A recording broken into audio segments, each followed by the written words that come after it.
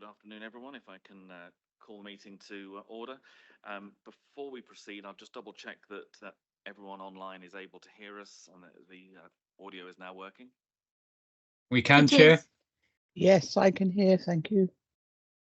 Can I welcome you all to the Scrutiny Corporate and Resources Committee. Also to welcome any members of the public and press that are joining us today online. Just to remind everyone that the agenda pack with papers is available via the ModGov system or directly from the council website, and that was through a link that was sent to all members. Can I just remind everyone that when I invite someone to speak, can you clearly state who you are for the benefit of anyone who is listening to the meeting so that they can identify who is speaking? Can I also ask everyone in the room to ensure that you do use the microphones so that you can be heard online? Can I also ask those online that you make sure your cameras are off and also your microphones until you're called to speak? Can I ask everyone in the room to make sure, please, your mobiles are turned either off or to silent? And again, in the room, if everyone could just make sure their speakers and microphones on their computers are off so that it doesn't cause any sort of feedback, that would be really. And just a reminder that this meeting is audio recorded by the council. Finally, as the agendas are now viewed electronically, can I ask that members and officers refer to page numbers from the published agenda pack to assist all those present in finding the appropriate information? And just in terms of housekeeping, there's no planned fire alarm. So if this does go off, then it is for real. If this does happen, please follow the Democratic Services officers. If you'd just like to show who you are in the room, I'm being asked to. Excellent, thank you very much. And if you can follow them, they will show you the safe way to lead out of the building. Okay, members, if we move then on to agenda item 1, which is apologies for absence and substitutes. Jamie, would you like to give us those? Thank you, Chair. Good afternoon, committee. We have received apologies from Councillor Sieb, for whom Councillor Coles is substituting, apologies from Councillor Cottle, for whom Councillor Johnson is substituting, and apologies from Councillor Rodriguez, for whom Councillor Osborne is substituting. We've also received apologies from Jason Bourne. Thank you very much. One further item of information, just to let you know, which I forgot to mention earlier, we are currently operating with only one camera in the room, so the shot that is on the screen at the front is the only shot that will be seen. So those of you who are to my right have the joy of being viewed through the meeting. Those on the left aren't. So sorry that you won't be seen, but we can certainly make sure you will be heard.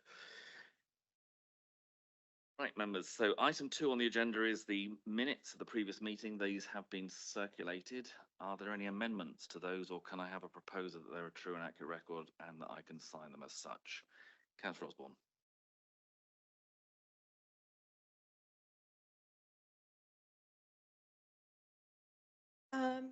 Page 10 at the start, members asked a number of questions, and I did ask about the 358 project, but not in the way it was written. I didn't directly link it to gravity as such. It was because there had been media reports that the project was being shelved because agents had been instructed to settle claims with landowners, one who I think would be affected to the tune of 200 acres.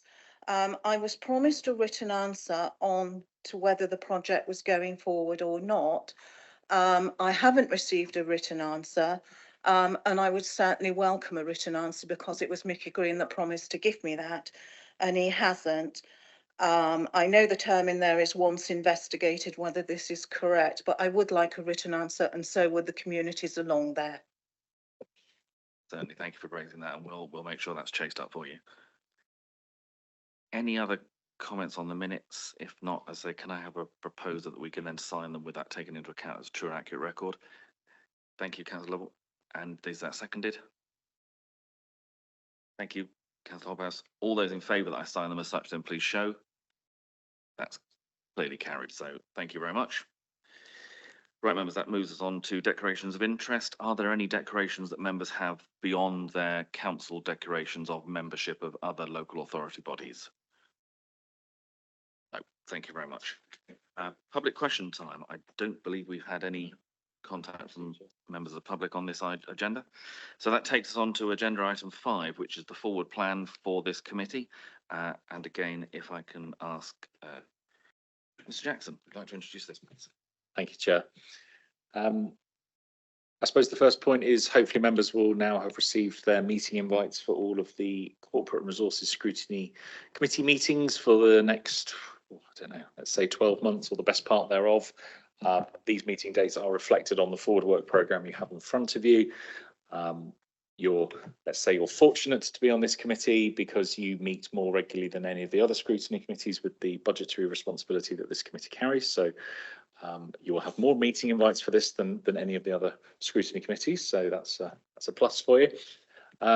In terms of our next meeting is scheduled to be the 29th of May.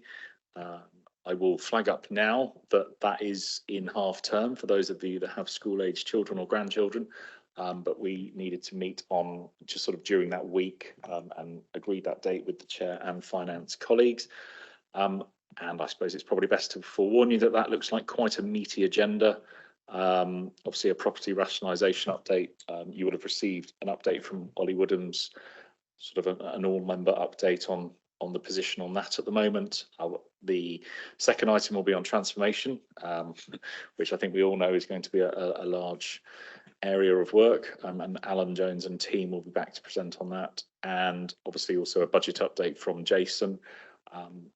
The chair also advises me that Mickey Green has spoken to him with the potential of another gravity update coming to that committee as well. And obviously, I think we would need to hear that if it was relevant time-wise. So I think I understand that the meeting room has an afternoon committee already booked into it. So we may discuss with the chair potential slightly earlier start time because I think with 4 what I would describe as meaty items in there, that could be quite a challenge to get through. So we will obviously keep you updated on that and advise you as soon as possible whether that might be a 9:30 start rather than a 10. But I'll have that conversation with the chair and the vice chair separately. As you will see, there's meetings every month through, aside from December. But very happy to take any other suggestions. Members will see down the bottom of the forward work programme are both the task and finish group work that has been completed so far, and we currently don't have any ongoing task and finish group work as a committee, and also a couple of other items that have been suggested or come up as part of committee discussion that we need to fit into the work programme as we move forward. Happy to take any suggestions. Thank you, Chair. Thank you, Councillor Osborne. Thank you, Chairman. I notice we only have one item for transformation, and that is the 29th of May. It isn't scheduled in for any of the other meetings, and I really do feel it should, because one of the things that came out from the briefing yesterday, apart from the fact that it would be nice to have papers in plain English, and I do agree with what Dawn Johnson and Mandy Chilcock said last night. I did listen back to that meeting, but I would have thought that possibly maybe every month we should have it as a standing thing, because it is so important, so large, so complex. Large and complex usually means expensive and risky, and I think we need to be seeing that more regularly as an item for this scrutiny committee to take a look at, to make sure that it is running on track, that the risk register is maintained, and all the rest that goes with it. Certainly, I think we will have a discussion with Alan Jones, who's obviously lead officer on that one, about making sure we are getting regular and timely reports to this committee, and we'll certainly report back on the frequency of those. But I do take your point. It is going to be the major item of discussion along with the budget in terms of how we move forward. So certainly take that on board. And I would just add, when Alan met with the 5 scrutiny chairs just before Easter, and one of the sort of requests back to him was that he and his team fleshed out a sort of a really tangible milestone programme for how that would fit in. And obviously, once we have that, we can align that with the committee date. So absolutely, Councillor. And that was one of the other things, Chairman, that seemed to come out as well, that members were asking how were we involved in that, because it wasn't clear from those presentations where members slotted in. So it really is important that maybe this is the committee that leads on this in terms of member comms, and that briefings flow from maybe what is discussed here. Thank you.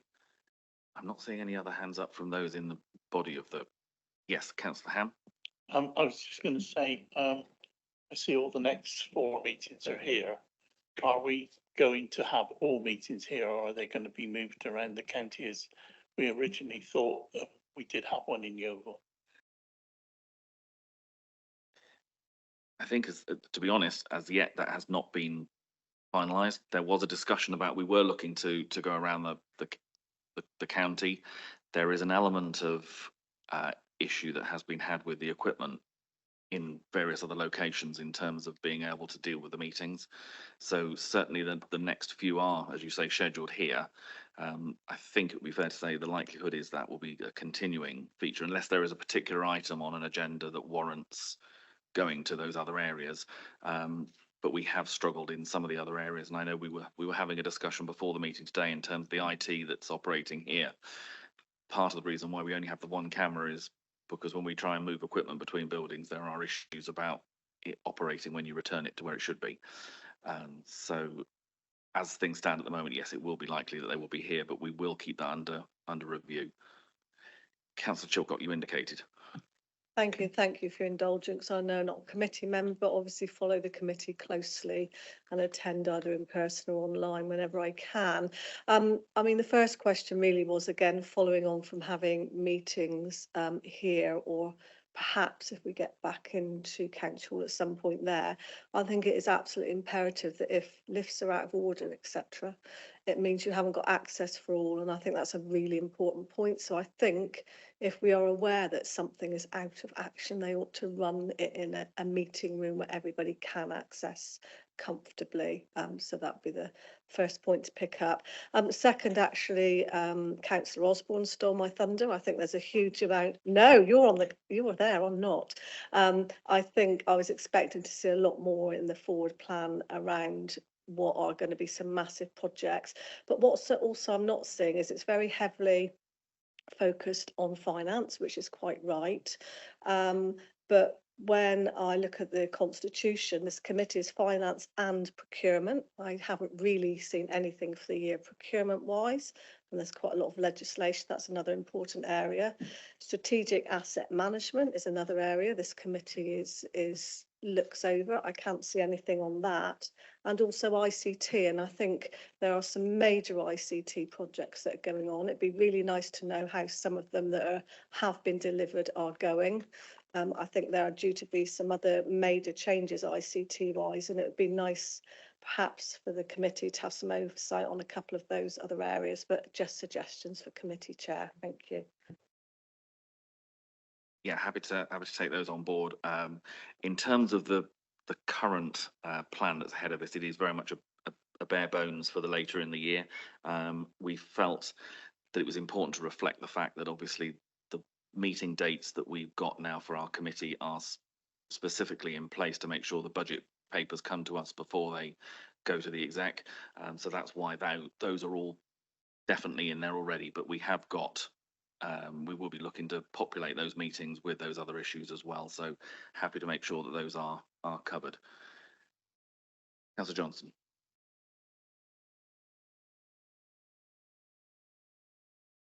Thank you. Yeah, it's just referring to the briefing that will, or the report that will come from transformation at your next meeting. I did make a request, and just to have it noted here, that the report that comes has a greater level of detail about things that are happening. There were a lot of statements, but they weren't explained. I mean, I can give you an example of a statement which said something like, oh gosh, I did write it down. Anyway, some of the statements were very grandiose, but didn't give you any information or detail of what was actually happening. So with the transformation, I would like to see some real detail on the things that are being looked at, the numbers, the figures, the data, and so I just want that recorded. Thank you. Okay, again, happy, I think all members would be happy to take, yeah, Councillor Locke, if you want to comment and then I'll continue. I will follow in because I did speak there because I've got concerns with the agency staff with regarding planning. And I did mention about that last night and I was very concerned when officers looked up and said they had been to training, which sort of made me think, well, you don't know anything about planning, but you're, and as I said, so figures on that would be very important because no planning application is the same. You don't know what's coming forward and, well, I said it last night, so definitely more detail on that because that is a statutory service of which we've got time limits on, which we have to comply with government legislation. Thank you. Thank you. And certainly I think that's very much, I think with view of all members, I mean, the current position, I think would be fair to say at the moment that if you'd like to come in, Councillor Butt-Philip, I'll let you make the up.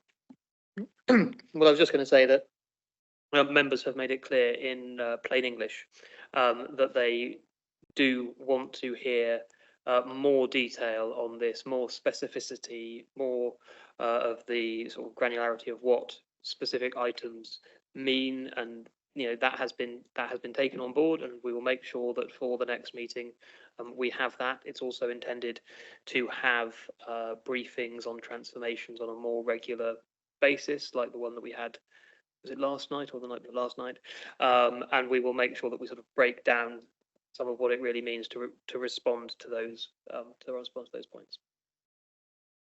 Thank you. And certainly, as members have said, it is very much going to be the role of this committee to get into that detail once it is there. I think the difficulty is, I think everyone is working at pace to get us that detail.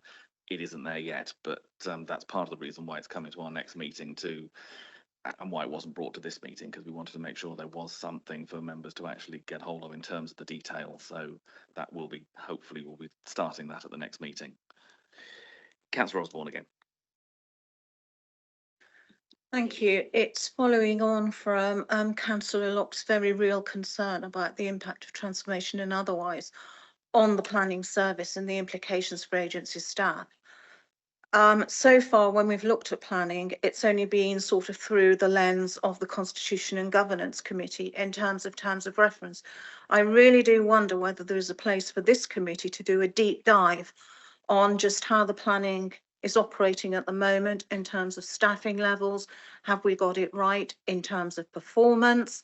I frequently see planning applications where there has been 3 or 4 case officers where one has gone to the other, and that has caused very real problems, one of which I had to even draw attention to the head of, to Paul Hickson about, because it had created real problems and real delays that were getting us into trouble potentially.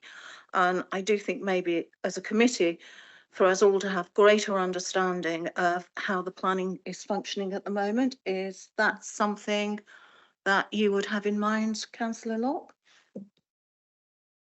I will respond to that if I could, Chairman. It's actually, there is a review of planning which has been taking place over the last few months with chairmen, vice chairmen and officers.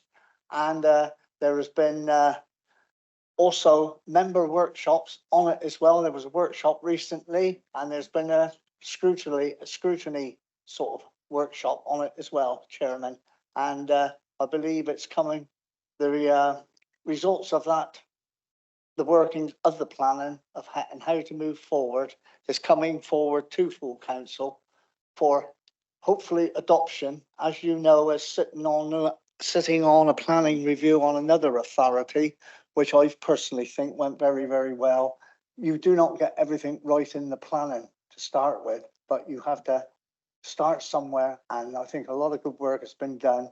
I would hope it's approved in its entirety as it is, and that we move forward with it, and that we bring it back for review periodically and make tweaks where necessary. That is what. Regarding the staffing levels, Chairman, that's down there. That's a different entity from how the planning works. But my concern was with last night was with the agency staff when officers said they had to do training, which told me they had to find out about planning because they didn't know about it, what was involved. But I could be wrong on that one. Thank you. Thank you. Final comment from Councillor Osborne. If I can come back very quickly, yes, members were asked to do a survey, but the attendance at the workshop was actually strictly limited by invitation. And if you weren't on that invitation list, tough luck, you didn't have any chance. That's the bit that's gone through Constitution and Governance, and it's coming to full council. And I hope you've allocated full time at full council, because I think there will be much discussion on that. Whether Councillor Locke likes it or not, there will be discussion on that, I am sure. What I was referring to was the whole mechanism of how is staffing decided, how does it work in practice, how do we decide who becomes permanent, what remains as agency. That was what I think the discussion was. Yeah, and what is the process? How do we ensure that we are competitive as a recruiter? And that is perhaps where the deep dive is into how it's the entrails of the department. It's not how it works in terms of delegated scheme and the stuff we did at Constitution and Governance. It's more the actual mechanics of it. I've got Scott Woodridge. You've got your hand up online. Was that something you wanted to come in on? I have, Chair, and again, just to help the committee, I think many of you will already know, but in terms of the planning service and scrutiny functions, those scrutiny functions fall to the Scrutiny Committee for Climate and Place rather than this committee, just to help in terms of Councillor Osborne's points. Thank you very much, and I'm certain members will take that to the right Scrutiny Committee. But as you say, there will be information coming to full council in the meantime, and I'm sure we will have a debate there. Are there any other comments at this point that members have? So what I was going to say was we will look to take forward the issues that have been raised by members relating to obviously the transformation programme, which we know is coming to our next meeting, but we want further of that to come to future meetings with detail for these members to be able to scrutinise. Other items were mentioned of procurement, assets and ICT. And obviously, as you know, next time we've got some of the issues being raised about asset disposal, which are particularly of property, but obviously there are other assets that we need to cover as well. So are members happy that we look to get the relevant information and populate the future meetings with those items to come forward as well? Okay. I'm not seeing any dissent on that, so thank you very much. That allows us then to move on to item 6, which is relating to our local community networks. We have Sarah Skirton and Kate Hallard with us today. Would you like to, and Theo, would you like to introduce this, and then we'll come to the officers? Thank you very much, Chair. This report represents the initial review of the terms of reference of the local community networks. The local community networks have, of course, been in operation for, I think it's a little under 10 months since they started meeting. So they're still relatively new in their operation, but we committed to conduct a review before the next set of AGMs for LCNs, which are coming along in June and July. So this is our initial attempt at that review. A paper will be going to the executive on the 8th of May. This so far has been informed by the feedback we've had from LCNs, particularly from the chairs and vice chairs. We had a very productive workshop day with them a few weeks back, which has, fed into this in a considerable way. But we're obviously incredibly keen to have the feedback of the scrutiny committee, the relevant scrutiny committee, which is this one, before we go to the executive next month. I know that all the members of this scrutiny committee are engaged with their LCNs. Some of you are chairs or vice chairs of your LCNs, and I'm sure you will have a lot of insight which will help improve the proposals which we have before us. Just to introduce the team who we have with us, in addition to the officers, who I would introduce shortly, the Associate Lead Member for Public Health and Localities brackets LCNs, so the person who knows more about LCNs than anyone, with the possible exception of Kate. Val Keach, I think, is joining us online, but because of the way the technology is working, she was there when I last checked, but I can't see the screen permanently. If you want to add anything, I've missed anything, Val, then please do shout. Otherwise, you've unmuted, which is always a good sign. Just to say that I am here, but I have nothing to add at this point. Great, thank you very much. In which case, I'm sure we'll be hearing more from Val later, but I'll hand over to Kate Hellard, the LCN Development and Engagement Manager, who is here to my right, and in between us is Sarah Scurton, the Service Director for Localities and Partnerships. Hi. So yes, as Councillor Butt-Phillips said, the purpose of this paper primarily is to inform the terms of reference, which we agreed that we would review ahead of AGMs. But the paper also gives you an overview of where we are to date with LCNs. We recognise that LCNs are all developing and moving at their own individual pace, and we can see their individuality coming through very clearly. Which is great because that means that they are really starting to recognise the difference that we have in our communities across Somerset.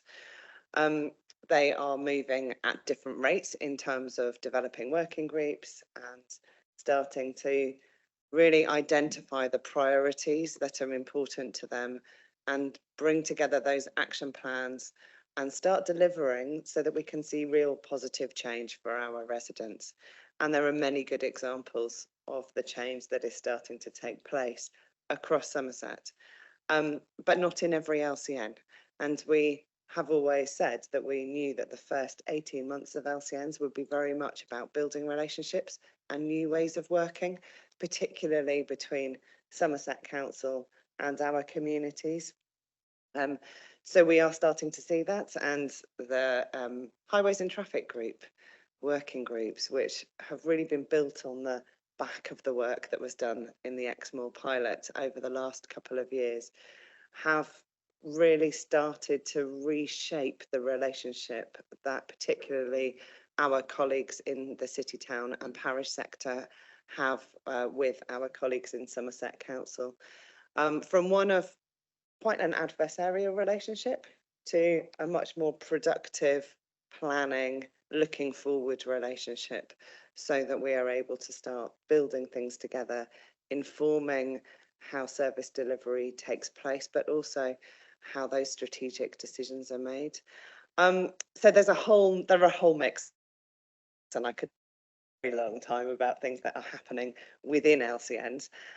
In terms of the terms of reference, we've had some initial feedback on those draft terms of reference, and there are a couple of proposed amendments to that, which I don't know if it's the right time to run you through those now, Chair. And a couple of questions for you all, if that's okay. So in the terms of reference, 10.8 of the terms of reference refers to what will happen in the election of the chair. That would be page number 31. So that details what will happen if there is a draw with the election of a chair. At this stage, it reads that once you've had a vote and established that there's a draw, you will have a second vote. If that second vote is also a draw, you then move to have a randomly generated decision. There is an option for members to decide whether instead of having a second vote, you move straight to that randomly generated decision. So perhaps that's something to discuss today. And I know that we have our colleague Scott Waldridge online as well to ask any questions of in terms of the terms of reference. We have removed section 12 in the terms of reference which very much that section talks to the link back to the executive and to the scrutiny committee. And a question for you really, whether the wording on 13.1, which will be on page 32 of the terms of reference, is strong enough in terms of the link back to scrutiny and executive, or if you would like us to include more wording around there. We're going to be adding a new header to point 16 in the terms of reference, which talks about members of the public and the press being invited to all LCN meetings. And for point 17 of the terms of reference, are proposing to include 2 new paragraphs that talk about the code of conduct of all participants in LCN meetings. So there's reference already in the terms of reference to the code of conduct of Somerset councillors and of city, town and parish councillors, but we think it's important that we recognise that LCN meetings are a space where everybody should be able to be heard and be listened to and to be able to contribute positively without fear or a difficult situation. So there is some wording proposed for that. So generally, in terms of the terms of reference, we have tried to, we recognise that they're boards of Somerset Council rather than committees. We've tried to ensure that there can be some local decision making around agendas. We have endeavoured to take out some of the complex language and to make them as straightforward as possible, whilst maintaining their gravitas as important boards of Somerset Council. Thank you. Sarah, did you want to say anything further before I come to members? The only point I'd add there is that any views that members have, particularly noting the experience in terms of making sure that we've got the balance exactly right between formality and getting things taken seriously versus, and certainly we want to move more to wider engagement and we don't want to put people off. I think that's the bottom line, but it's about getting that balance right. So any reflections you have that can inform the review of the terms of reference would be gratefully received. Thank you. Thank you very much. I've already got a couple of members who've indicated. So we've got Councillor Hobhouse first, then Councillor Osborne, and then Councillor Trimnall.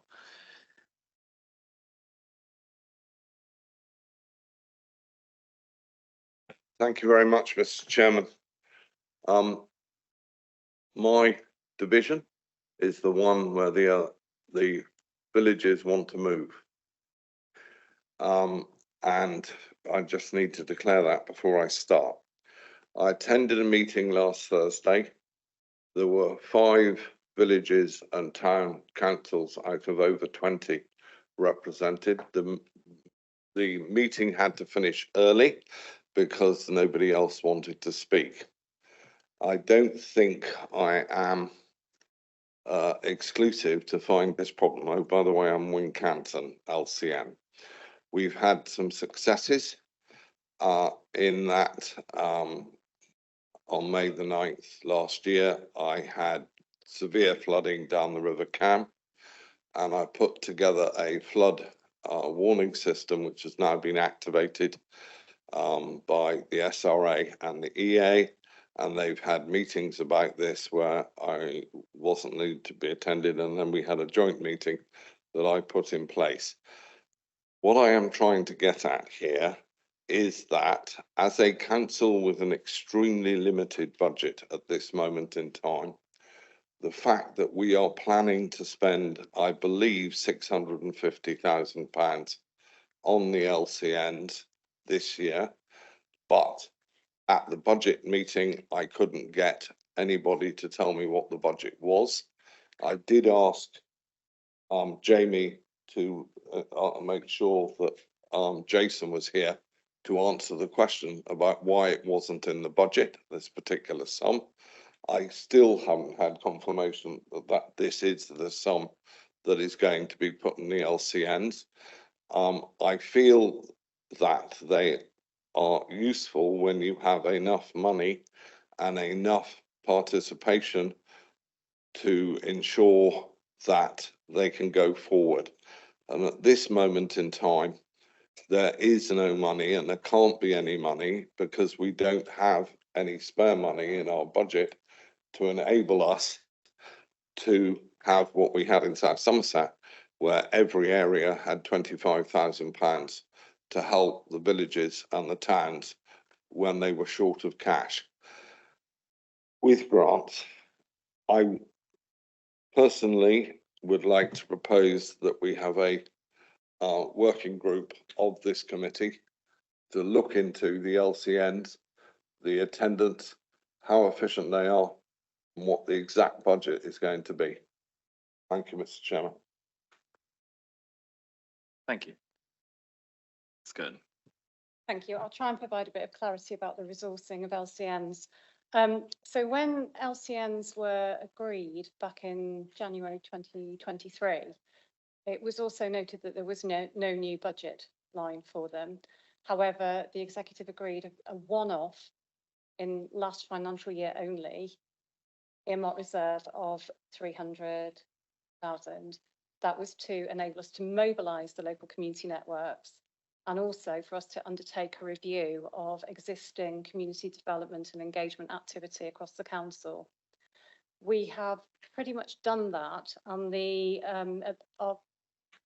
our estimate is it's around 600,000 per annum to fully staff, and we're not there yet, fully staff the LCN team. And this money is not new money, it's coming from existing salary budgets that are being repurposed as part of the restructure within partnerships and localities. So it is actually staff, it's existing staff budget. It's not always the same people because we are going through a restructure, but it isn't a new budget line. So that is the main expenditure. There is a small amount of money inevitably that we need for things like venue hire, training, etc., which again is being found from within the Partnerships and Localities Service Directorate budget. I hope that helps just give a bit of clarity. I know my colleague Nicola from Finance is online as well, and we've discussed this at length, and she may wish to comment. Thank you. Thank you. Is Nicola online, and do you wish to comment at that point on the finances? I am, Chair. Can you hear me okay? Yes, we can.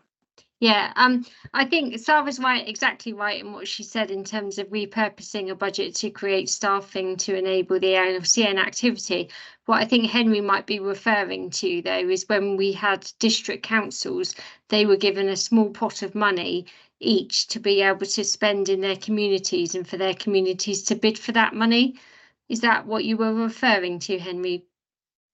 Absolutely. And it meant that the villages and towns could come to the council to get small grants to help them do things in their community. And when we started talking about the LCNs, I believed that we were going to have small pockets of money to do this. We can't afford to do that now. So my question is fundamental about whether we should be delaying the complete implementation of the LCNs until the budget problem is sorted, or whether we can continue as we are at the moment with the smallest budget.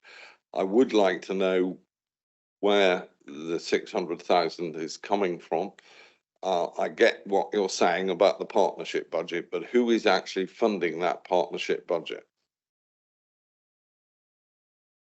Chair, it's revenue funding within my service directorate, so it's part of my salaries budget for the whole of Partnerships and Localities service area. Because in effect, there were roles that came across from predecessor authorities that related to predecessor authorities, and as part of the restructure, those roles will either move into the LCN team or they will move either out of the organisation or to other roles as part of the restructuring work that's happening as agreed. So it is council revenue budget that is funding the staffing. So none is coming from our partners? No, however, I think I'd comment that LCNs do have that ability to draw on or influence partners, and it was recognised, I think, probably about a year ago, that LCNs wouldn't have a delivery budget or a grants pot just because the money wasn't there, and then we know even more it's it's going to be a challenge to do that, but they can, and they are starting to leverage in money through other sources for particular projects. And I'm sure Kate would be happy to give some examples there. So it is very much about influencing partners. So it's not hard cash at the moment, but it is about getting a focus on local priorities. Oh, I should also say, referencing the Expo pilot, that there is an element of devolved budget around highway services as well. That was done as a trial, and obviously there was learning there. But we're in a different position than perhaps we would have been just over a year ago when it was all starting out. Thank you. So just to be clear, in effect, the 600,000 funding is existing staffing from the previous setup that was under the districts and the county for the localization staff that looked after that area, and that money is what in effect is being used to pay for the staffing of the LCNs, but it's nothing to do with any funding of projects within the LCNs. It's purely the staffing of those. Sorry, could I just clarify something as well? There is discussion, and Councillor Butler has referenced it, around the relationship with public health and the wider determinants of health, which means a whole range of economic, social and environmental factors. And potentially you could look at it that some of the funding was coming from public health, but in effect the bottom line stays the same, because it would mean that the same amount of money would go into the corporate pot. So that is more about the objectives of those roles in terms of supporting and creating more resilient communities. So if you tie it back into the early intervention, early prevention objectives of the council more widely, there is a benefit. It's just really, really hard to quantify that at the moment. Thank you. Thank you. Councillor Osborne.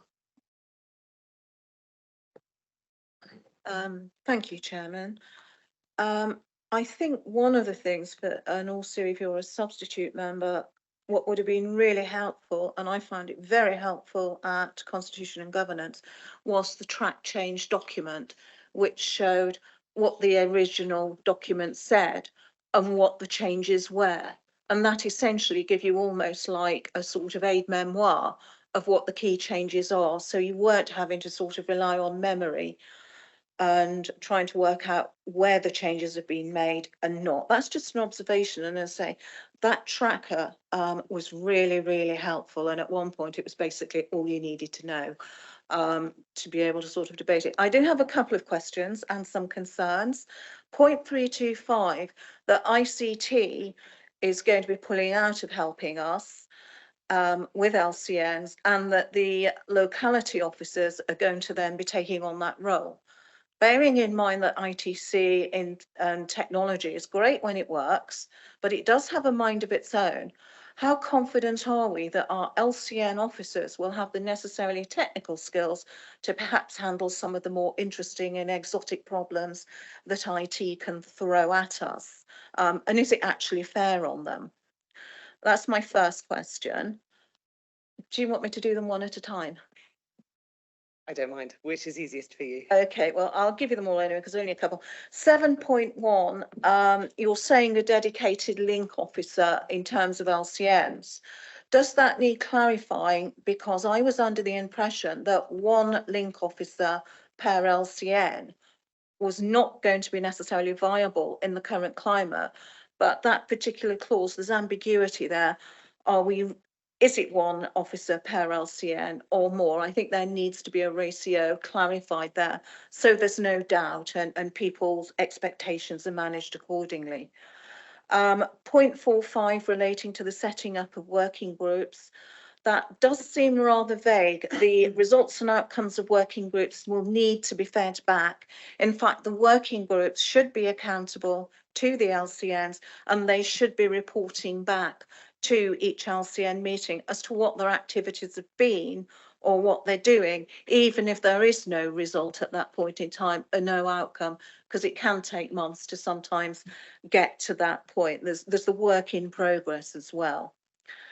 In terms of resourcing LCNs and talking about grants, how does the fact that the LCNs are basically seen as a board, they're not a committee, unlike our old area committees, which did work fantastically well, and it's a real shame that perhaps they weren't taken more as a template because it feels like you've tried to reinvent the wheel for some reason. If there's funding comes in, either for grants or from third parties in terms of resourcing LCNs, does that impact on their status as boards, or will they need to become committees? Because in allocating finance, you are making decisions. And at this point, you are just a recommending body and you have to go grovelling to either the executive or the relevant scrutiny committee to get a decision. So the moment you start putting any funding in, and you're making decisions, does that mean that you've got to alter your constitution? I think that needs a bit more thought there and clarity. And the other point I'd like to raise is on election as well. 10.7. I'm not totally comfortable with showing hands. I don't know the politics of different LCNs. And there may be times when people would be more comfortable voting for someone in a secret ballot than sticking their hand up. So as everybody knows that you've voted for Joe Bloggs. I personally think that, you know, elections do require integrity, and I feel a secret ballot would protect that and also protect engagement as well, that people would feel more comfortable. That's the only parts that I've got to raise. I'm sure there's lots more from other members. Thank you very much. Thank you. And apologies, it was our intention that you would receive the track changed documents so that you could see what had been taken out and not have to refer to memory or look at them alongside each other. I'd be very happy to circulate that if that's useful. Yeah. So in terms of, I'll just quickly run through your points if that's okay. So in terms of ICT and our link officers, their capacity, we have been learning as we go along how to use the equipment, and I was interested listening to your discussion early on in the meeting about the fixed equipment in the spaces that we have. We are finding that the owls are great and that our hybrid setup, and we purposefully bought that setup because it's very user friendly and we're able to do that. So we are training ourselves and we have ongoing training sessions with ICT colleagues. We're also over the next few months going to have the support of some projects officer capacity. Additionally, they will also be able to help. Of course, we are going to get technical difficulties, and we've experienced technical difficulties in LCNs now where our ICT colleagues are flummoxed, which is a great relief to us.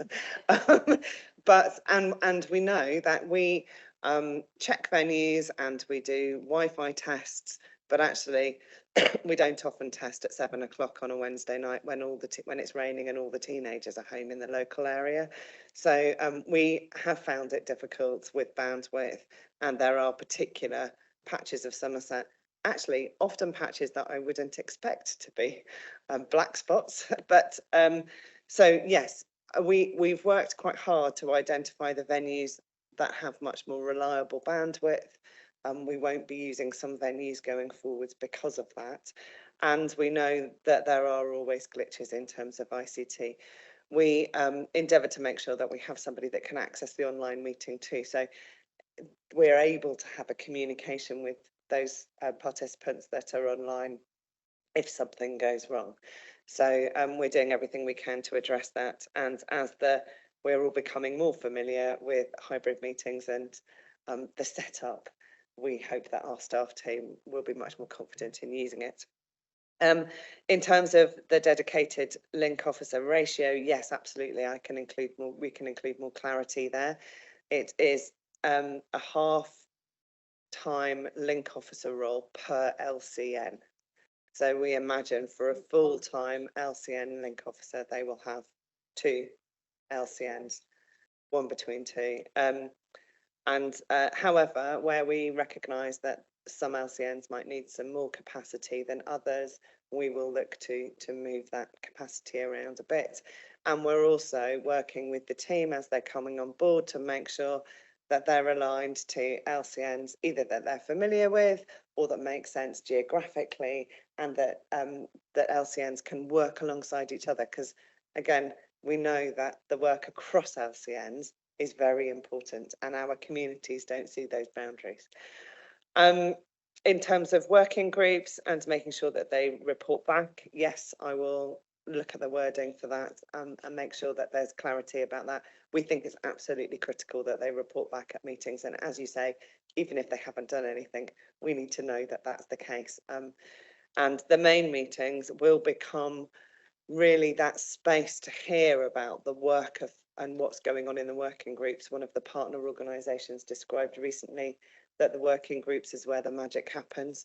And I think we've seen that across LCNs, that they're able to be quite responsive to the needs of our communities. And it's important that the main LCN meeting gets that feedback and can inform the work of that group. If they are boards of Somerset Council, and Scott might like to chip in online to this, can they delegate funding? No, they're not legal entities in themselves, so they're not able to draw down external funding. However, and or to administer funding. However, what we have seen working very successfully in a couple of LCNs now is where a lead organisation within that LCN, be they a parish or town council or another organisation, has been a lead partner in a funding bid. And they have been able to draw in external funding for use across the whole LCN area. So, and we've seen that work very successfully, and we're looking to develop that more going forwards. We've also seen how LCNs are able to influence and support funding applications from any number of partners within the LCN. So we don't think that's prohibitive, unless, of course, there were to become a pot of funding available from Somerset Council in the future for each LCN, and then we would need to take the advice of our governance colleagues around whether those boards can administer funding. I do know in Wiltshire, their area boards, which are on a par with our LCNs, and their setup is as a board, they do administer grant funding on behalf of Wiltshire Council. So, Scott, I don't know if you've got anything to add to that. I suppose to me, you covered the key bits, Kate. I think in reality, I think it's just looking at models that provide greater flexibility to deliver the priorities of the LCNs, and in particular, how we can better support partnership. I think as some members will be aware, committees of a local authority can be more restrictive, particularly in terms of the voting powers of who takes decisions. So we've certainly taken a lot more lessons from other councils like Wiltshire, Buckinghamshire and Cornwall. So the revised terms of reference seek to provide greater flexibility for us going forward. And then finally, with reference to elections and should we consider ballots, that's an interesting area to explore. And Scott, again, I'm sure that that's something that we could include in those terms of reference. It's certainly an option. I mean, we rarely use the secret ballot option. Members will be aware in terms of how we elect chairs of committees, and most of our boards is generally transparently through a show of hands. So it would be unusual to use a secret ballot. It doesn't mean that we can't, but it would be unusual in terms of how we operate as a council. Thank you very much. I've got a number of members who've indicated they want to come in. So I've got Councillors Trimnall, Johnson, Smedley and Sowton. So Councillor Trimnall.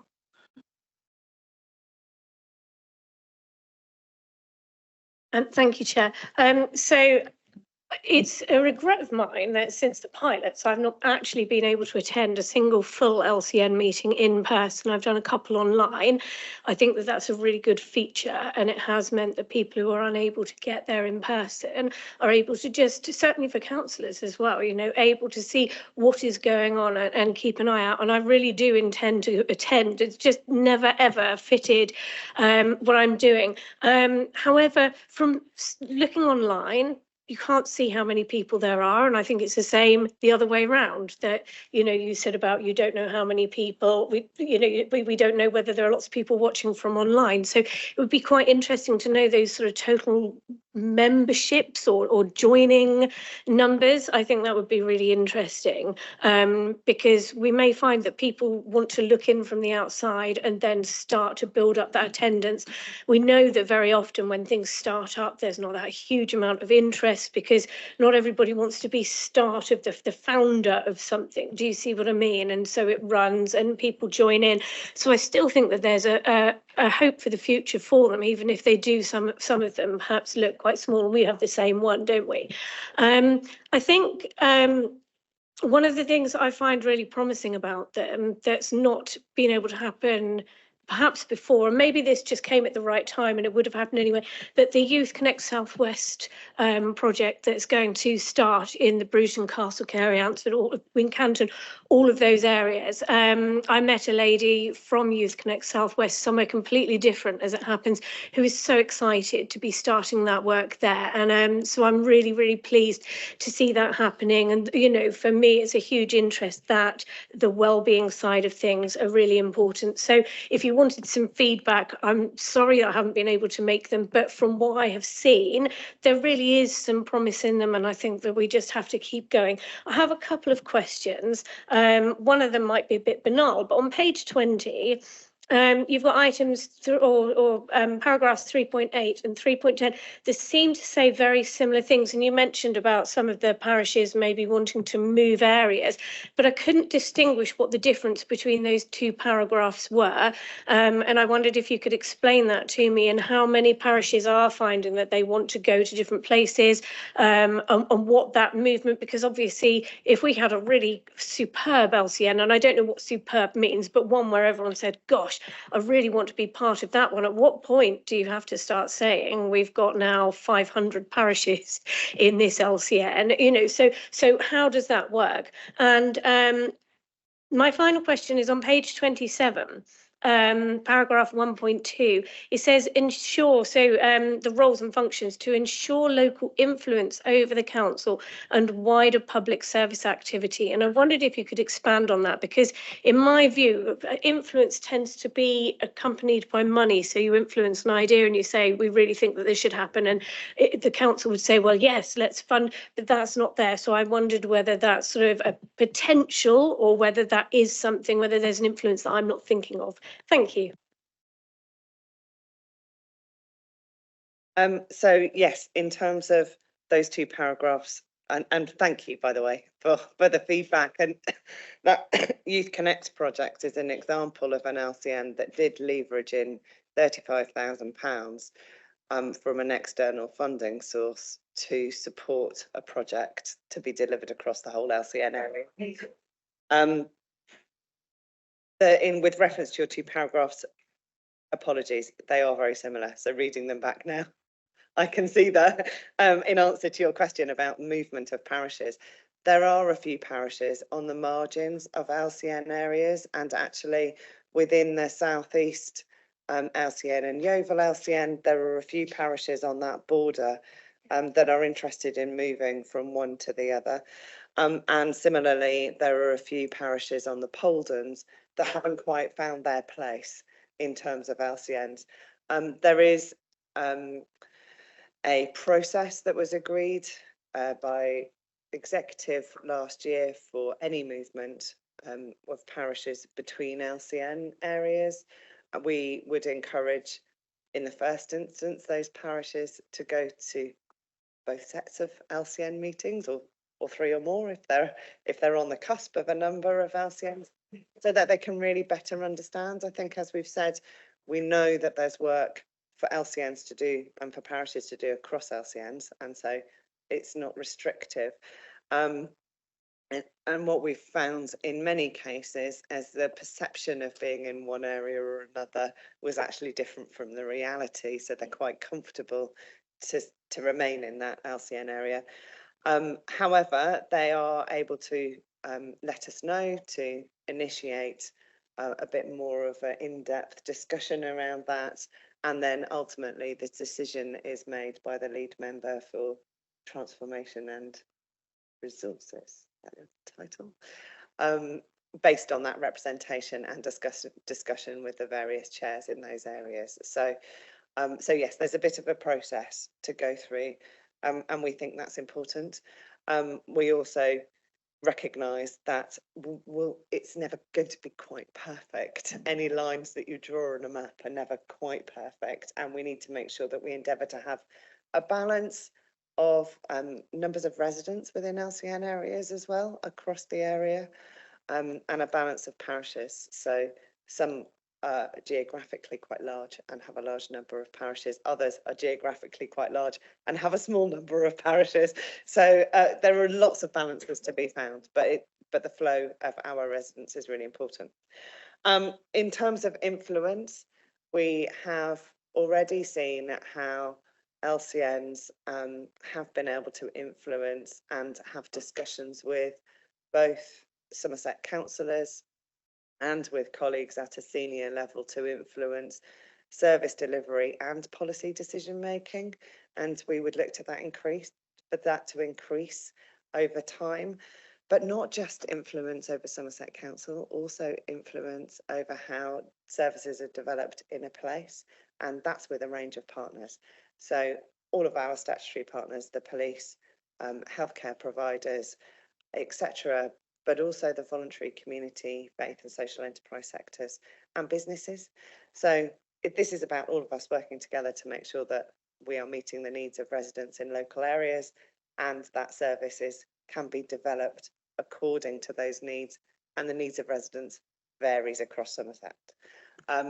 So yes, I don't know if there is a request there to slightly change that language or if that answers your question.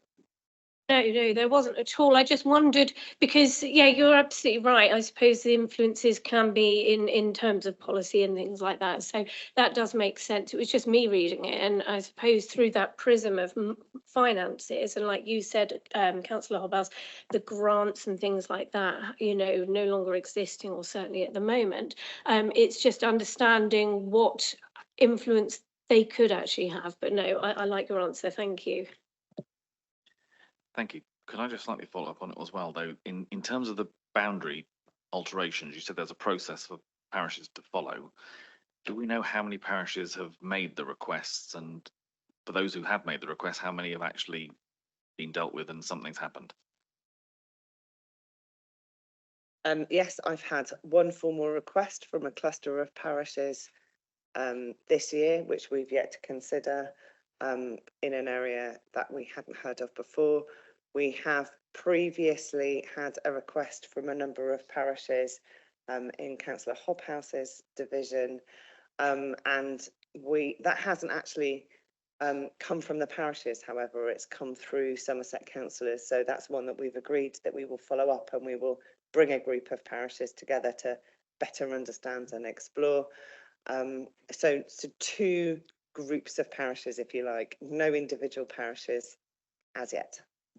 Thank you very much. I've got Councillor Johnson. Thank you. Just for context, I am chairing the Taunton LCN, and we have had some real successes. We've got a very successful young people's working group. And with regard to the funding comments, a lot of that has been about matching people. So the police have provided funding for a hub at McDonald's that one of the youth providers are running for them. So there's a lot of match funding opportunity. That's only one of a few that have happened under that banner of the youth working group. So I think that's where there's a lot of progress can be made, is where you have people who have pots of money and you start the conversations in maybe a working group with the people who are in need of money for a particular project, or you can start exploring. So ours has been successful and it's going well, I think we can say. But it does have its challenges. Keeping the energy, keeping the enthusiasm, keeping the buy-in is an ongoing work in progress. Keeping the topics relevant, keeping, you know, that engagement. So I do have some areas that I'd like to raise still.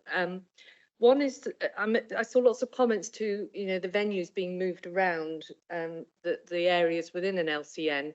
That hasn't happened for us because of bandwidth, and we're not able to get out to most of our parishes. And that concerns me, because with being the Taunton LCN, we don't want it to be Taunton centric. And I don't know if you're having that experience in many areas, which are meaning only certain areas are buying into the LCN because it's only being held in those areas. And I have the fear that that's going to influence the people that engage with the LCN, is if it comes more locally to them. Obviously, having the online facility helps. But I just wondered if you know, because I saw that, you know, there were a few comments in the that mentioned it going around about, and that hasn't been the experience we've managed to achieve. The other point I wanted to ask about is the pathways. You talk about pathways into the council. I've not really been clear what that pathway is. Yes, we get engagement with the officers on certain subjects. I'm not sure what the pathway that feeds what is going on at Taunton LCN is back into the council. How are we letting them know what our priorities are? How are we letting them know what we want to focus on, what we want the council to consider? I'm not seeing that pathway, and I just wonder if there's more work to be done on that. The other one was the public engagement, and you know, there's talk of residents' voices in the papers and being heard. I'm not seeing a lot of engagement from people living in communities. They're not knowing about the work of it.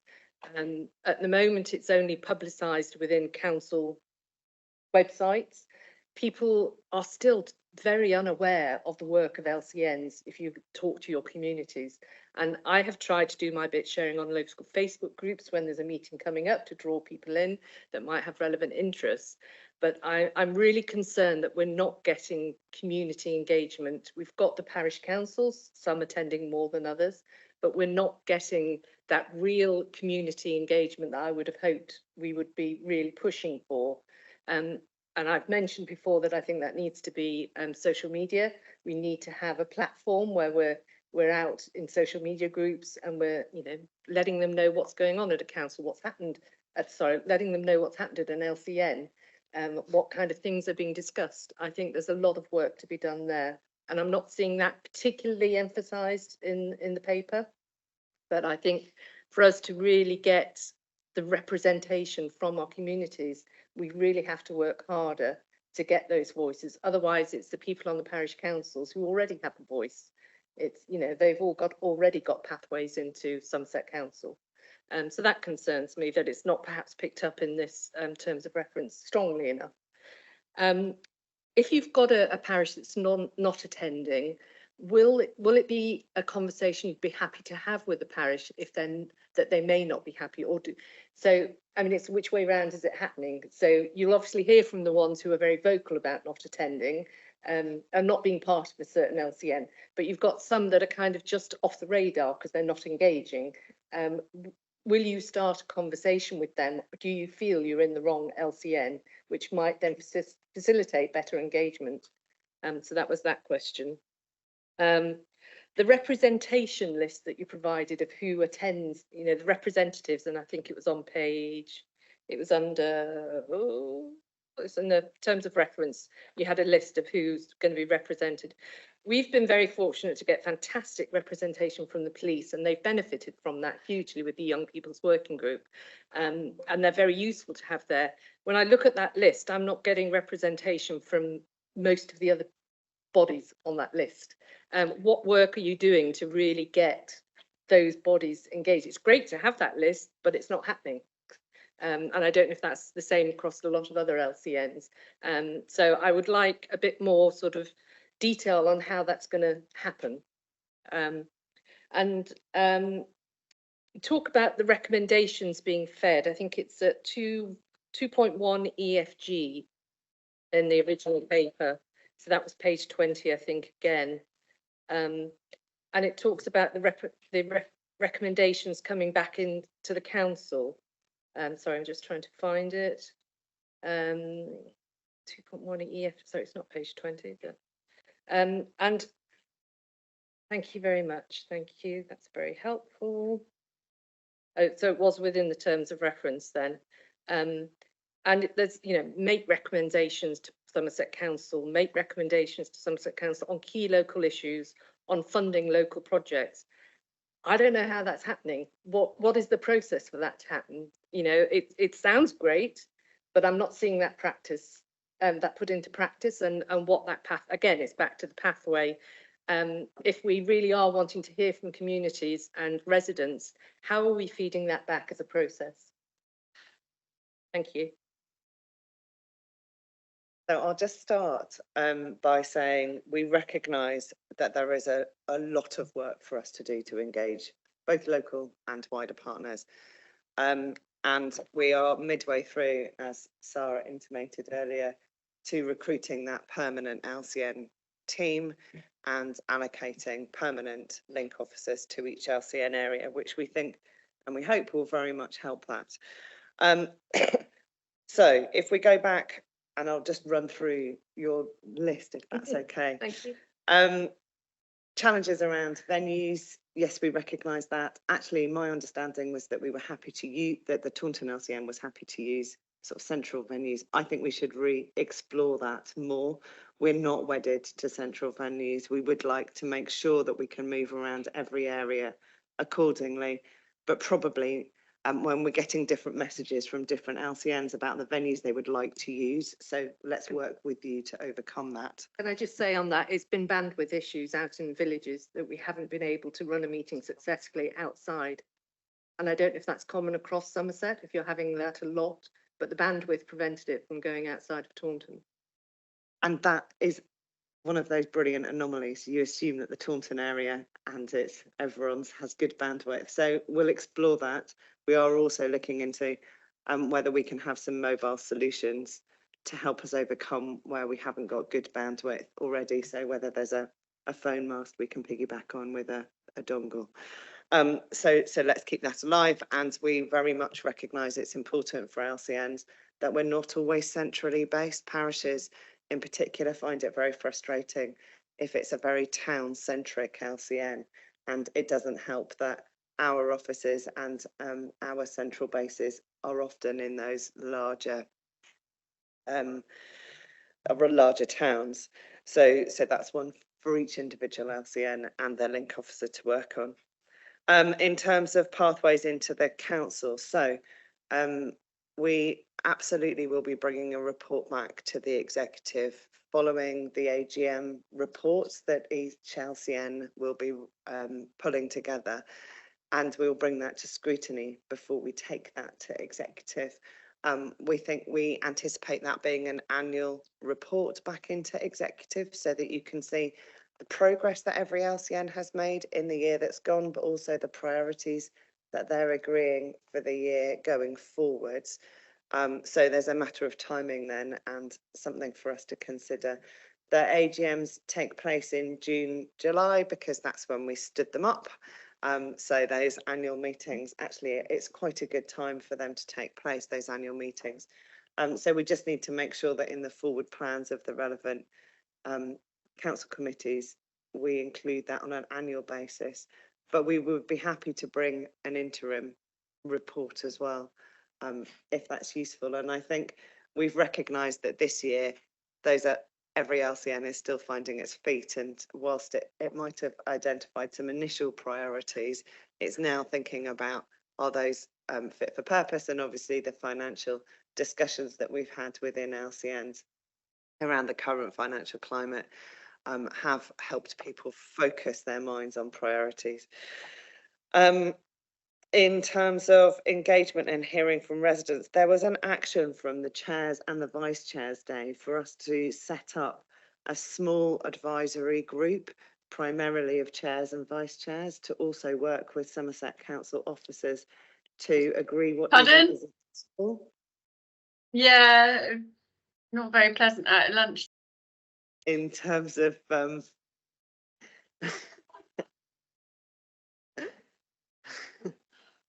was that an offer of support? In terms of engagement, and I think we've taken away to find out more about how we can or cannot support individual Facebook groups for LCNs, because there is a very specific request around how we use social media. So there's some work for us to do. We, again, anticipate that those link officers will spend a large amount of their time in their LCN area, building relationships, working with all of the partners and making sure that LCNs and the decisions that are made in LCNs are very much informed by residents. It takes a particular kind of person to come out at 7 o'clock on a Thursday night in the middle of winter to a meeting, but we know that all of our residents would like to inform the priority setting, but they need to know about LCNs. And so there are lots of things that we can do to go to residents rather than expect them always to come to us, and make sure that we gather their input, their views, their voice, and that we are also working with other agencies to make sure that they're advocating for residents around particular topics and subjects. So yes, there's lots of work for us to do there. Engaging parishes, absolutely. Again, I think that's well within the remit of the individual link officers, and in connection with the chair of LCNs, to be actively going to parishes. And yes, we've done that in the Frome LCN area, where they have actually sent a questionnaire to parishes and have had a steering group primarily made up of Somerset councillors to go and visit each of the parishes and find out their experience of the LCN, but also to find out more about what they want the LCN to be discussing so that it's relevant to them. There was a fear in that area that it was a very Frome centric rather than Vale of Frome, as they are now called, LCN, and parishes have been given the opportunity to feed into that in different ways. Core membership and representation, I think that talks back to those other engagement points and the work that we need to do to build those relationships, and also to better understand which bit of our health services we need to be coming to inform different discussions. It's very broad, and we recognise in the terms of reference, we talk about health services and the NHS, but we don't break that down. And of course, there'll be different departments that will be relevant to come to different meetings according to the topic. And recommendations back to Somerset Council, I think, again, that will happen we anticipate that will happen on an annual basis, and perhaps we need to put that more clearly in the terms of reference. And also, you know, that we kind of can formalise perhaps those links in with executive members around particular topics of interest as well for individual or clusters of LCNs. I think, yes, some stronger language on how the pathway works would be very helpful, because at the moment it just says make recommendations on key local, make recommendations, but it doesn't specify in any way how that comes through into the council.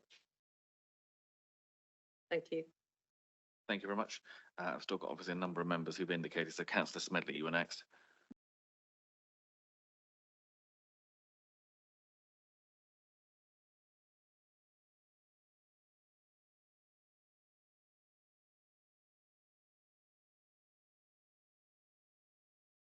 Sounds like it works.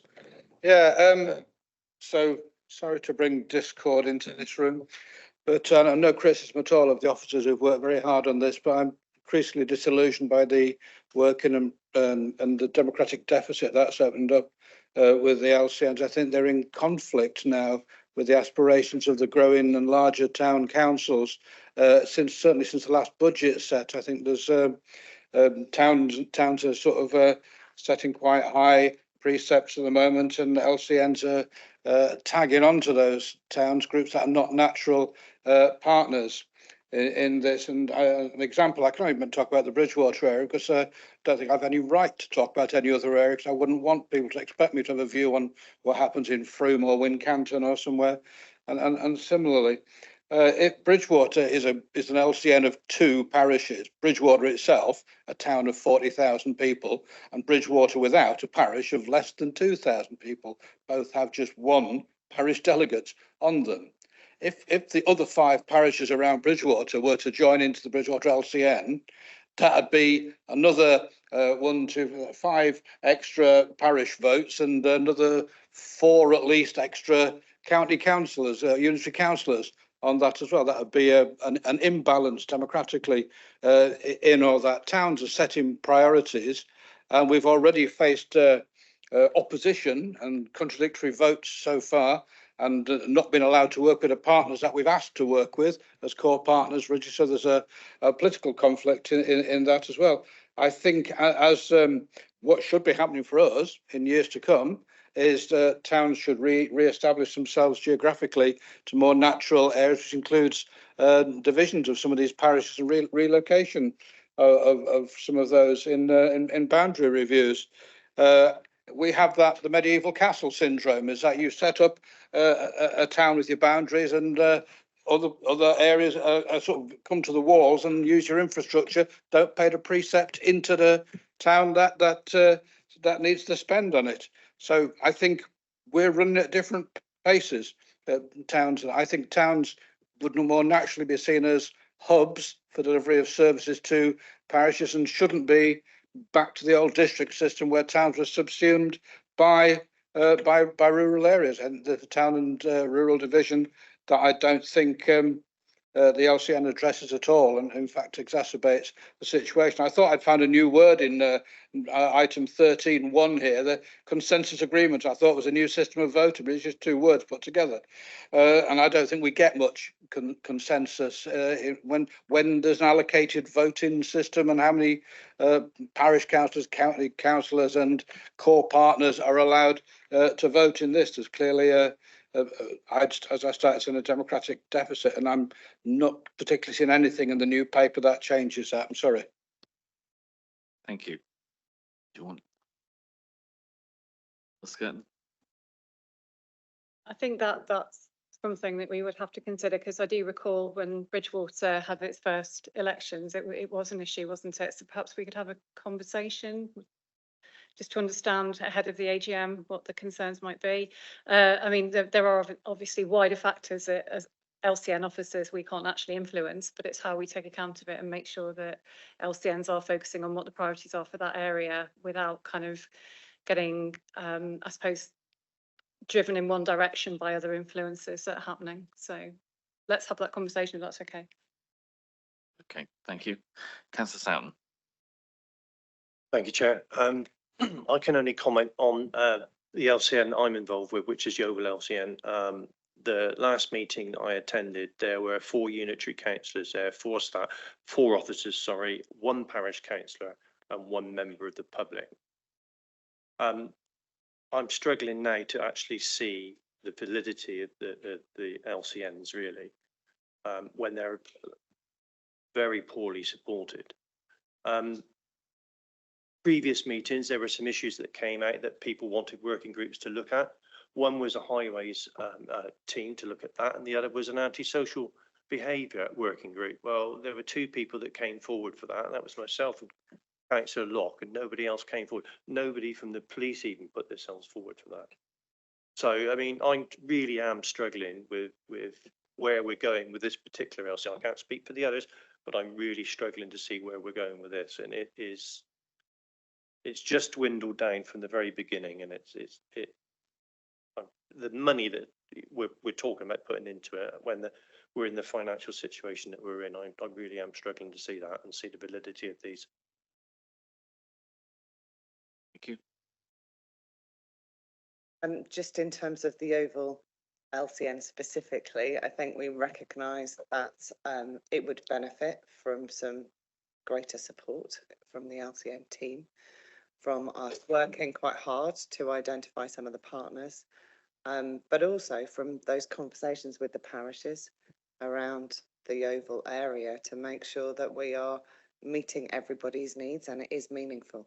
We know that people come to meetings when there's something in it for them, and maybe we haven't got it quite right. So the agenda, I know for the next Yeovil meeting, we have worked quite hard to make sure that has a focus on the parishes around Yeovil and is not Yeovil town centric, which we have heard has been difficult for some of the parishes. So there are some balances we need to address, and we would welcome more detailed feedback and a discussion.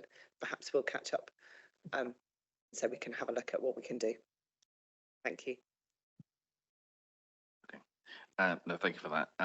Couple of comments if I might as well. In terms of core membership, it states again what the core membership is, but my understanding was that over the individual LCNs had been able to adjust their core membership. So just wanted to make sure that this is not, in effect, invalidating any changes to core memberships that have been made in this year that's already happened. The other thing just a couple of technical ones wanted to ask about was there's an issue about voting for the chairs of the LCN, which it talks about a majority of people voting, and that's fine if there's 2 candidates. If there's 3, as a parish councillor, I know they have an elimination round, and then you go down to 2. So whoever gets the vote has to be more than 50%. And I wasn't sure from this whether that's the case, or if you've got 5 candidates, someone who gets the most votes is the one who gets it, not necessarily someone who's got the support of the majority of those who are there. And also in terms of the funding we've talked about, and this is on page 28, or is it 2.1C? It talks about allocating any funding obtained by the local community network. We've heard today that actually the local community network can't hold its own funds. It's got to be somebody else. So just want to make sure the wording on that was clarified to make sure that's operational.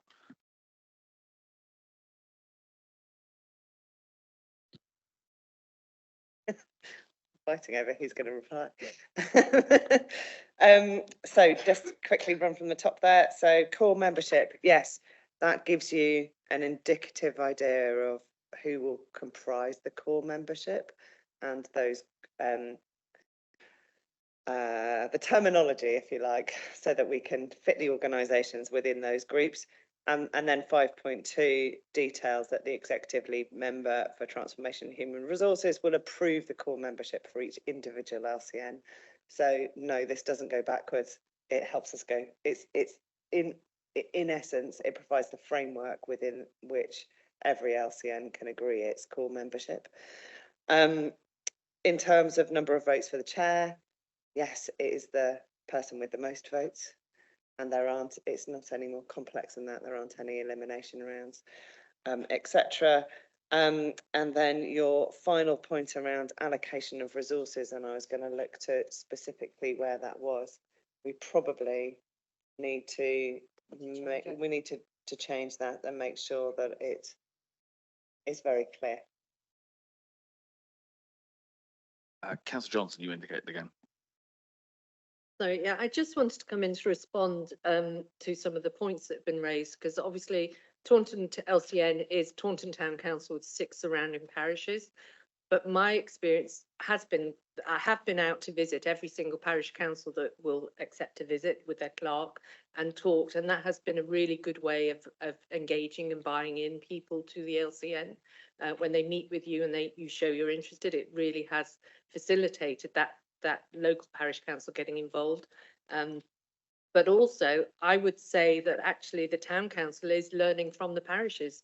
We had a recent one which was about commissioning of micro providers, and we had Wivy Care and the Black Downs Partnership talking about all the work they do in their communities to support people with adult social care issues and trying to support people staying in their homes.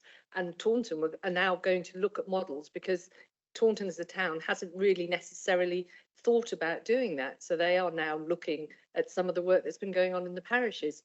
So I would say it's not all one-way traffic in any way, shape or form if you have the topics that are relevant to the communities. And that's just my experience. Thank you. I've got a comment from Councillor Hobhouse, and then I've got a number of members who are not members of the committee who I'll then be coming to. Thank you, Mr. Chairman. I want to come back on the chairman's points about the core membership. There are a number of things that aren't in this document. The first is, if you've got a meeting of 30 people and only 4 parishes, is it only 4 votes? Or is it the 30 people and everyone can vote? Because you're not defined whether it's the controlling part. I haven't finished yet of the thing. The second thing that's not in here is it doesn't, well, I haven't managed to find it, say whether or not the people that are online have a vote and whether they are part of the core membership if they're online. And then finally, why you put anything about a quorum in, I'm completely and utterly lost, because Andy Soden's Yeovil meeting should have been, under these things, abandoned, because they didn't have 25% of the quorum, whichever way you look at it. But it seems to me you don't need a quorum, because you're not making any decisions which are not irreversible or anything else. I'm going to ask Scott if he can help support my feedback on this, but I'll give it a crack, and then hopefully, Scott, you can feed in. So in terms of voting, we very much anticipate that decisions within LCN meetings are made by consensus. And we've seen, and we've taken learning from the Exmoor board, actually, that has been meeting for the last 20 years. And my understanding is that there's never once been a formal vote that's taken place over that period of time. Until we came along and said, can you formally elect the chair and vice chair? But until that point, all decisions had been made by consensus. So we don't anticipate the core membership, other than the election of the chair and the vice chair, to be particularly relevant in terms of making decisions. However, we recognise that there may be times where you may want to make a more formal vote, or there isn't consensus around the room, and therefore having the core membership to fall back on is important. In terms of being quorate, I think, Scott, is that something we should revisit, or should we say that the formal meeting can't take place? I'm looking to you for some advice, Scott. I mean, quorum, again, that's a general presumption in terms of the validity of a meeting, and it's obviously there to ensure that proceedings take place with an appropriate minimum number of the core members present. Again, that can be varied, and clearly if this committee feels that it could be lowered or increased, that's something it might want to make as a recommendation to the executive. But generally we do set quorums for all types of meetings, again, just to help in terms of ensuring that minimum attendance.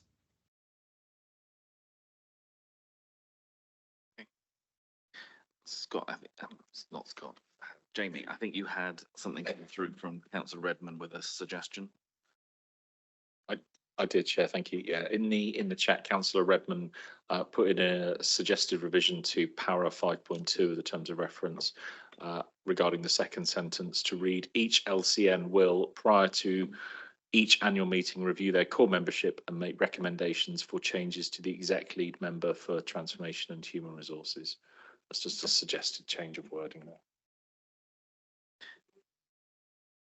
I can, sorry. Each LCN will, prior to each annual meeting, review their core membership and make recommendations for changes to the exec lead member for transformation and human resources. So Redmond is now. Yeah, I was just going to say, sorry, just the reason I make that suggestion is because it doesn't to help sort out. Little one's going to start crying now, so I apologise for that. Just to sort all the problems out before you get to the AGM. So all that's saying is that the membership will be agreed prior to the annual meeting. Okay.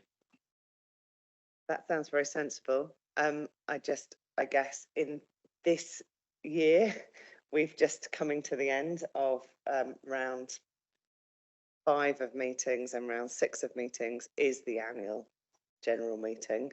So just the practicalities of doing that, we'll just need to think through. Thank you. Councillor Nicholson.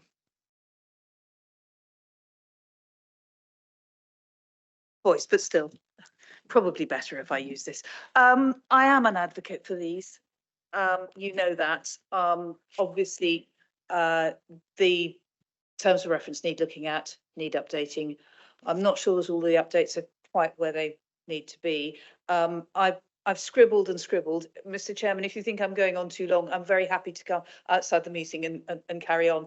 But there are things that I really want still to come through in the terms of reference, which are perhaps re-emphasising this is about the council hearing from other people rather than the other way round. And no, we haven't got it all right. I'm desperate to learn lots from Taunton because I think there's a lot there that I could learn from. Where we started, the biggest change has in the attitude locally has been because of a change in attitude of officers here. And that is something which doesn't require money for projects. It's about a way of working and a culture, and it has been amazing. The result was, instead of this huge adversarial stuff with highways all the time and everybody angry all the time on both sides, we had a major, the major road in through the division was closed for over 4 months. And we had a public meeting beforehand where everybody was worried. Officers were terrified of going to it, but it was really useful. And then halfway through, we had another meeting and about 2.5 people came to it. And that was the success, is that actually the temperature has gone down. The other thing is it's different in different areas. All the problems are going to be different in different areas. We meet in one place because nobody has to travel more than 18 miles if you go to that one place. If you move it, somebody will be traveling 30. So there is that. Things about parishes and towns, again, it's horses for courses as to how representative that is. We always need lots more voices, but with 23 parishes in the division, the parish councillors of this division, which is this, in fact, the same as the LCN, make up 2.5% of the population. That's actually quite good in terms of where you're getting input and ideas from, but it's absolutely not enough. In terms of the core membership, I just wondered if on 2 words could be added to 5.13, representatives as appropriate, which is as woolly as you could possibly get, quite deliberately, from the following groups or organisations. That just might make life a bit easier. On the link officers, they are absolutely key, and yes, they need to know their areas, and yes, a great deal of the work of making things work, changing hearts and minds, which is at the moment with no money, is what we can do and what we must do, will be about their skills and their knowledge and their ability to work between the people involved in the LCN and other organisations everywhere. Little bit about capacity. We think it's looking likely that some will have 3 LCNs to cope with. No? Good. That's lovely. Just quickly on that one. Yeah, that's fine. So That's fine. That's absolutely fine. But we value the working across 2, because there are things which belong in one and others that belong in the other, and some which are common to both. So I think that's really important. I am, however, worried that we're switching to transmit mode if we're saying we're going to have public health, whatever they are, champions or whatever. There is a thing called Connect Somerset. Now, clearly, let's not have everybody treading on everybody's toes, and let's everybody get to the right place of coordinating. But there is a sort of difference between the listening mode of the LCNs and the Somerset Connect very direct capacity building. So there's a bit there. On the IT and the difficulties of it, in the hall that we always use for our 6, this year 7 LCN meetings, where we had a hybrid meeting with about 70 people there on Tuesday night, which was a meeting that I was involved in as chair of governors of the schools locally. One of our governors does outdoor ed for the national park, doesn't use their expensive kit when he goes out on the moor. So his inexpensive personal kit, which cost him no more than 200 quid, ran a completely successful hybrid meeting. So with no IT support from anybody bar him who uses it. So there is something about making sure that we're not over-egging the difficulties. And I got told off for using the word over-egging in another context. This is not meant to undermine anybody. It is just something about the importance of being in the meetings calendar. Yeah, absolutely see the perhaps less formality about interest. It's not decision making. But members of the public ought to be able to speak. It's not a public question time. We are as a group all considering. But there is something about being in the meetings calendar and as just being part of here as a signal of being taken seriously. Something about feeding back to the council.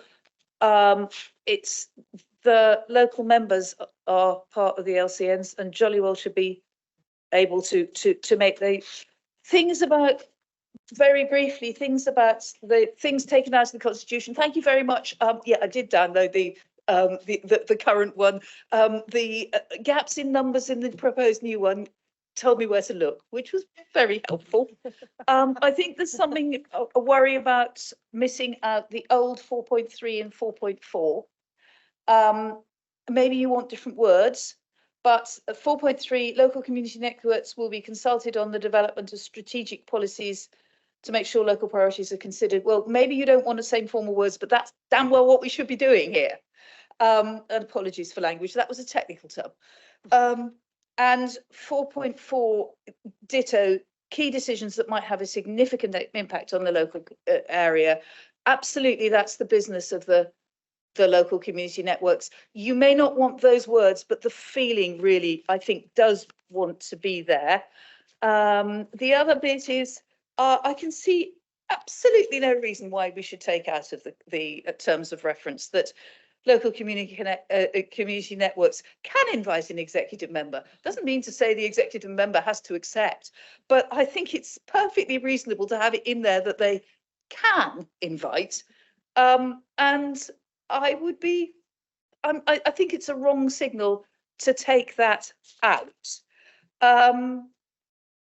Hundreds of other things, but I think I perhaps ought to stop. Thank you very much. But if I can have the chance of a chat at some point, I'd be really welcome it. I think one of the things that just the whole of the meeting has shown is that there are a whole range of issues that we need to be working on going forward as well. So this is not a final review. This is something we need to be looking at ongoing, and that's where potentially I think the suggestion from Councillor Hobhouse right back at the beginning of some form of task and finish group from this scrutiny, working with the officers going forward on where we've come from, but also how these are evolving and how we can get the best out of them is something I think we need to be seriously looking at. But if you'd like to comment on not necessarily all the points that Councillor Nicholson raised, but if you can, and one very last one. The one last one is, and it's about the differences. We've got 23 tiny parishes. Any of one of them that holds money to do something will be tipped into the next audit. We can't do that to them. They're 2 hours a week people will not be able to do the work. We need equally, if we are to do anything across the whole area, we need an area way of doing it and holding the money. For example, if we get some money together to do something about roads, we all use the roads, even if they're not in our parish.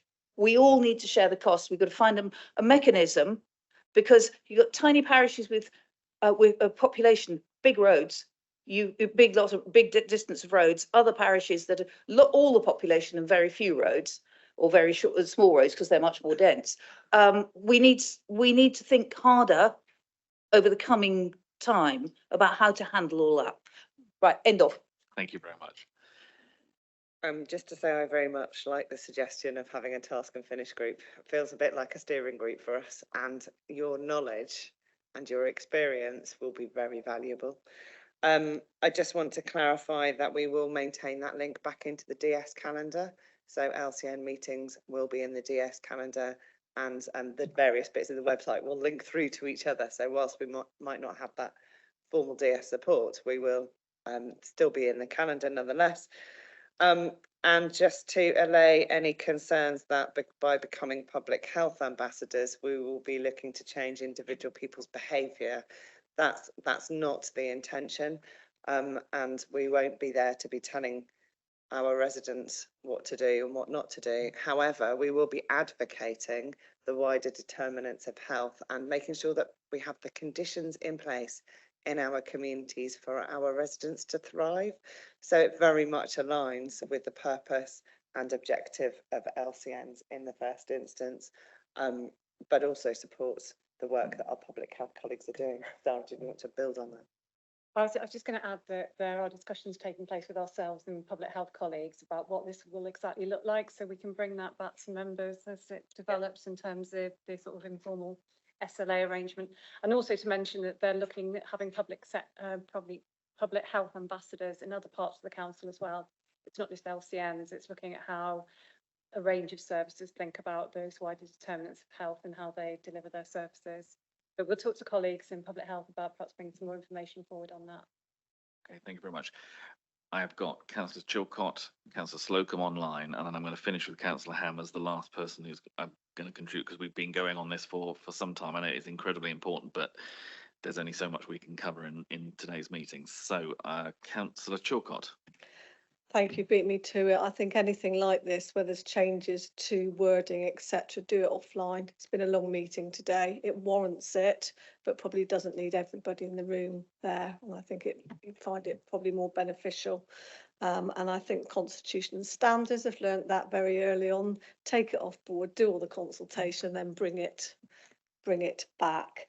So I think that's good practice. So for me, this feels like a little bit of a pulling away from the council in one regard, but the pull the other way is we're now using, is it a board, is it a committee, is it an LCN? There are so many acronyms we're using. I think you'll lose the public within all these conversations.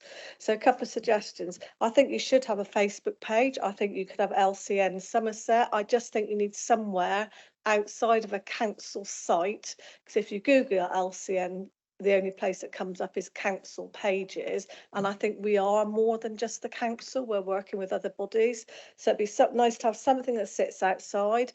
You could have on it, you know, the upcoming meetings pinned to the top of the page, so everybody would know where their next meeting is and when it is. So I think it's just a go-to place, and you could just pop some successes or bits and pieces on there. So I think you could do a generic page, which wouldn't be as much time-wise. I am concerned about capacity for the new officers that are being put in place. When I think about a couple of meetings, working groups, minutes to deal with, the meeting itself, and also the meeting itself on the day, you will still need officers in the room, because you can't have someone meeting, greeting, minute taking and managing the IT. So whether there's a sharing between or how that works, I don't know, but it's too much for one person to do. The other thing is, I was just wondering about the NHS. They have neighbourhood boards, and I think you could be getting some confusion there. And talking about the health element that you were, the neighbourhood board is working very well in West Somerset.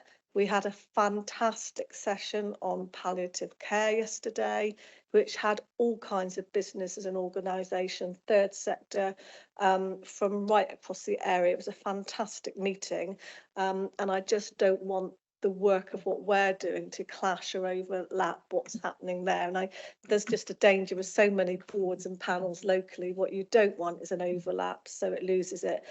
Coming back to the larger towns, smaller towns, I suppose for me that was a concern initially, because Minehead, where I'm from, is much larger than any of the other towns and parishes. I haven't found it. I think there's a lot more we have in common than we have that's different. So it's working on those common things, common areas. We had someone talk about housing last time. So housing affects whether it's a small or a large town, village, parish, or whomever. So I think there's plenty of commonality, and I think as an area you're stronger working together than you are apart. That's just a view. I hold that view, and I hope the LCNs go from strength to strength. But I think the chairs are key. I think that reaching out, we've heard from Councillor Johnson today, is key. So I think to a degree, with the success of an LCN, is the time and effort that's available to those running, organising, chairing it. And I think that will be different in each area. So, but I think that is key, and it's whether the chair has the time and the capacity to go out and do that work. Some will, some won't, and I think you will see differences around the county in part. The other thing is I've noticed those towns and parishes closest to the venue tend to have the highest numbers in attendance. So if you are further away, it's more of a commitment further to travel. If you don't have public transport and they don't have transport, it makes it impossible. I don't know how you get over that one, but that's what I've noticed from our LCN. So if it's right close by, lots of representation. If it's 20 minutes, half an hour away, not so much. Thank you, Chair. Thank you. No comments on those as? No, I think they're all very helpful, Yep. sensible suggestions and input. Thank you. I think it's just worth, for those who can't see online, there's been an awful lot of writing going on in at the end of the table, making notes in terms of things to be raised during the review. Councillor Slocum online, please. Oh, I knew this would happen. Sorry. Thank you, Chairman. I have to say, Councillor Chilcott and Councillor Nicholson said a lot of much more eloquently than I would have liked to have said. But I've always been slightly confused about the LCNs, I've got to be honest. I wanted them to belong to the people. I didn't want councillors to chair them. I wanted them to be run by away from the parish council type of idea, that they would be areas of discussion, that they felt it wasn't council led. Some people have said they don't like them being held in a council building because they feel it's run by the council. They don't feel there's that freedom of speech. There's lots of elements, I think. So I hope it's not a Bridgewater thing. I don't want there to be a conflict with our towns and parishes. We've got to work together, definitely work together. But there definitely is something that's not quite knitting, I don't think. Maybe it's in Bridgewater, I don't know. But there's just something doesn't feel quite right. And we talk about health issues. I think we do not want to go into conflict with what's already happening. That's the one thing you don't want to do, because there are so many health boards out there, so many forums out there, which could be confusing. So maybe we need to, I think I need to learn the meaning of what it was all about. I think I've lost it. I'm lost on the trail somewhere, I have to tell you, and I do apologise, but I do feel lost, I really do. I think just to comment on the locally led front, I think certainly the feedback I've had from the two that I go to was that it's important that it's seen as being locally led. I think unfortunately the launch of these happened at the same time as we were dealing with the financial issues, which meant agenda items were being sent from Somerset to the LCNs for them to talk about, and it's caused a confusion in effect of who leads these. Hopefully we can get back to the fact that it is locally driven rather than in appearing that it's something that we're doing to the parishes and the communities. Theo. That's why I don't go anymore. I thought we'd upset you. That's all right. No, that's all right. Okay, thank you for that. Thank you. Thank you, Jill. Councillor Ham. Thank you, Chair. I think a lot of what I've written down has already been said. But first of all, I'd like to thank Sarah and Kate for all the hard work they've done up to now. I mean, they've worked their socks off. We've got 18 LCNs to look after. And it looks like 18 totally different LCNs to me. I know we're all being asked to do more with less. And I mean money, staff, and even time. I worked out roughly it's 30k per LCN from 600. And from that, we've got a cost of all the venues, all the working groups, putting agendas together, pre-meetings, meetings after meetings. And all for about 12 hours a year of out-sheet meetings. And I hope the figures add up, but you can see they're going to be really stretched. Shepton, I chair Shepton, and we've got one smallish town council and 18 parish councillors, and we get quite a good attendance at the moment. But I think that's just a bit of luck. And in that LCN, we've actually got 8 county councillors. So it's a bit of a funny one. But really, thank you for both for what you've done up to now. Thank you very much for that. Councillor Keach, you indicated, and as this is your sort of area of expertise.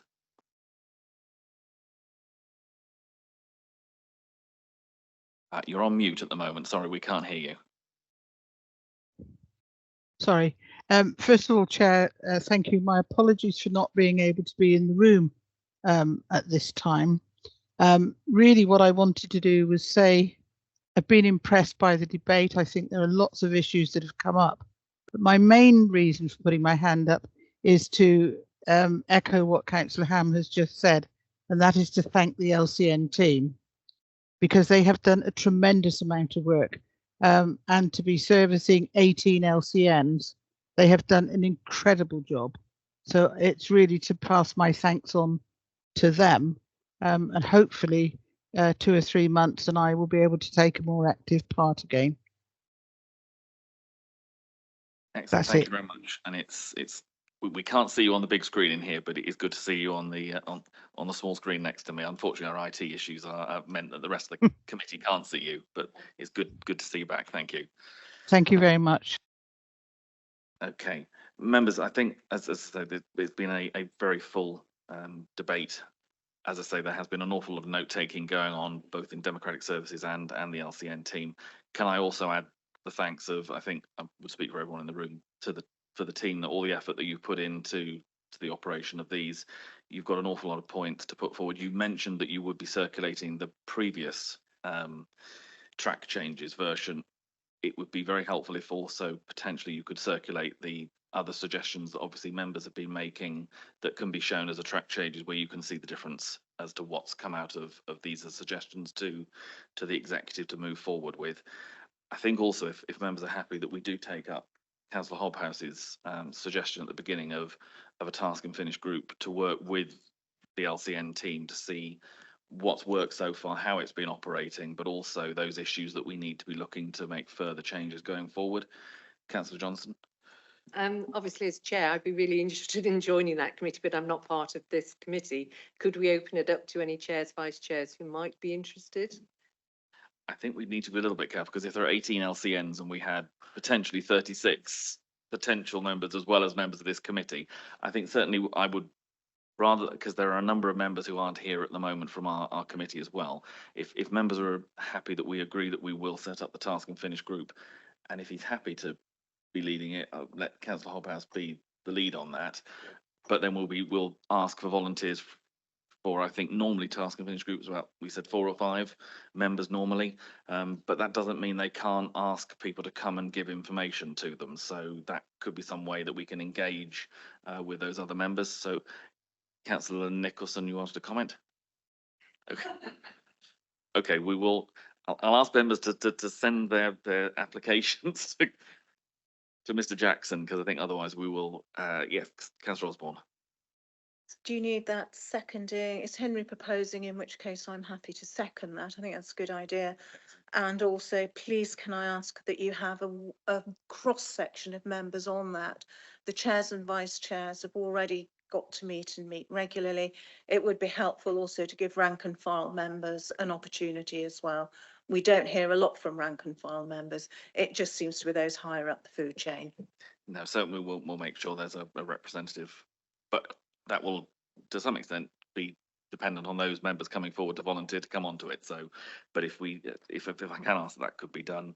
We've had the proposal that we go ahead on that basis. It has been seconded. Are members happy that we do that? That is clearly carried. Okay.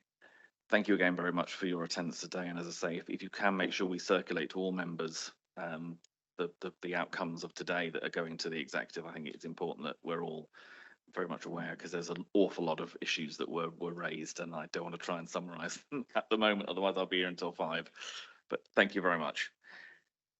Members, if that can, we move on to the next item on our agenda, which is relating to the review of the scrutiny committees, which was circulated as the supplementary document online. And Mr. Jackson, I think, sorry. Right. Yeah, if members would like, shall we take a 5-minute comfort break? Okay, that's fine. We'll do that. 5 minutes and then we'll be back.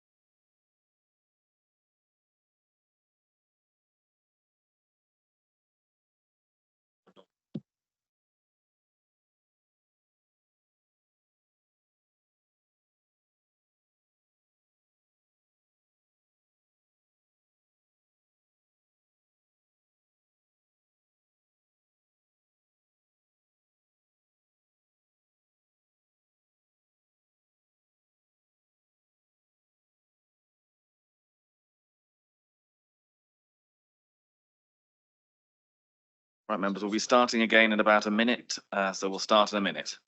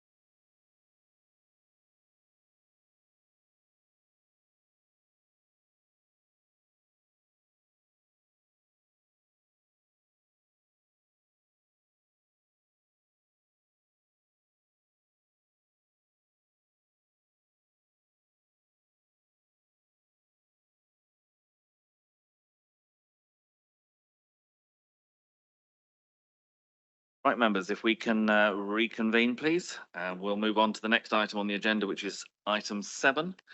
And Mr. Jackson, would you like to introduce the review of scrutiny committees, please? Thank you, Chair. Firstly, to all of the committee, I do apologise for the lateness of the publication and circulation of the report. That is my responsibility and mine alone. So apologies for that. I appreciate you may not have had a chance to fully consider it. Indeed, you can slap my hand as much as you want, Councillor Coles. Yeah. Thank you, Councillor Osborne. So back at the end of 2022, early 2023, Democratic Services were given the task of trying to work with a cross-section of members as to how the scrutiny function would look under Somerset Council. And we established a cross-party, cross-scrutiny committee task and finish group, which was chaired by Councillor Butt-Philip, who's conveniently here for us. The task and finish group came up with a series of recommendations that went from constitution and governance through to full council and were agreed in February 2023. And that effectively sets out the structure of scrutiny as we are currently working to now. The first of those 7 recommendations that were agreed was that the 5 scrutiny chairs would carry out a review of the scrutiny function within 12 months of vesting day. And as a result, I had a series of meetings with the 5 scrutiny chairs in February and March of this year to carry out that review. I think just speaking personally, one of the benefits of one of the other recommendations that was agreed, which was that the scrutiny chairs would meet on a regular basis with the scrutiny manager, was that the scrutiny chairs are very used to working with each other now, probably in an unprecedented way in my experience, and we meet regularly. And as a result, they agreed that they wanted to work on this review by consensus rather than appointing a chair to sort of take the overall responsibility, which was very useful. Hence, I'm presenting it presenting the report today. I think one of the other things that was very clear early on from the discussions was that all of the chairs were keen for this to be a light touch review at the moment. I think with the ongoing change and uncertainty in the council and the prospective changes to service and council sort of configuration, I think the intention was that we would keep this as a light touch review now, and then, as you'll see from one of the recommendations, have a further review sort of late 24, maybe early 2025, depending on how the council looks at that point. So one of the early discussions revolved around obviously the current structure, and if you cast your mind back to the budget proposals that full council considered back in February this year, one of the proposals was about reducing the number of scrutiny committees from 5 down to 3.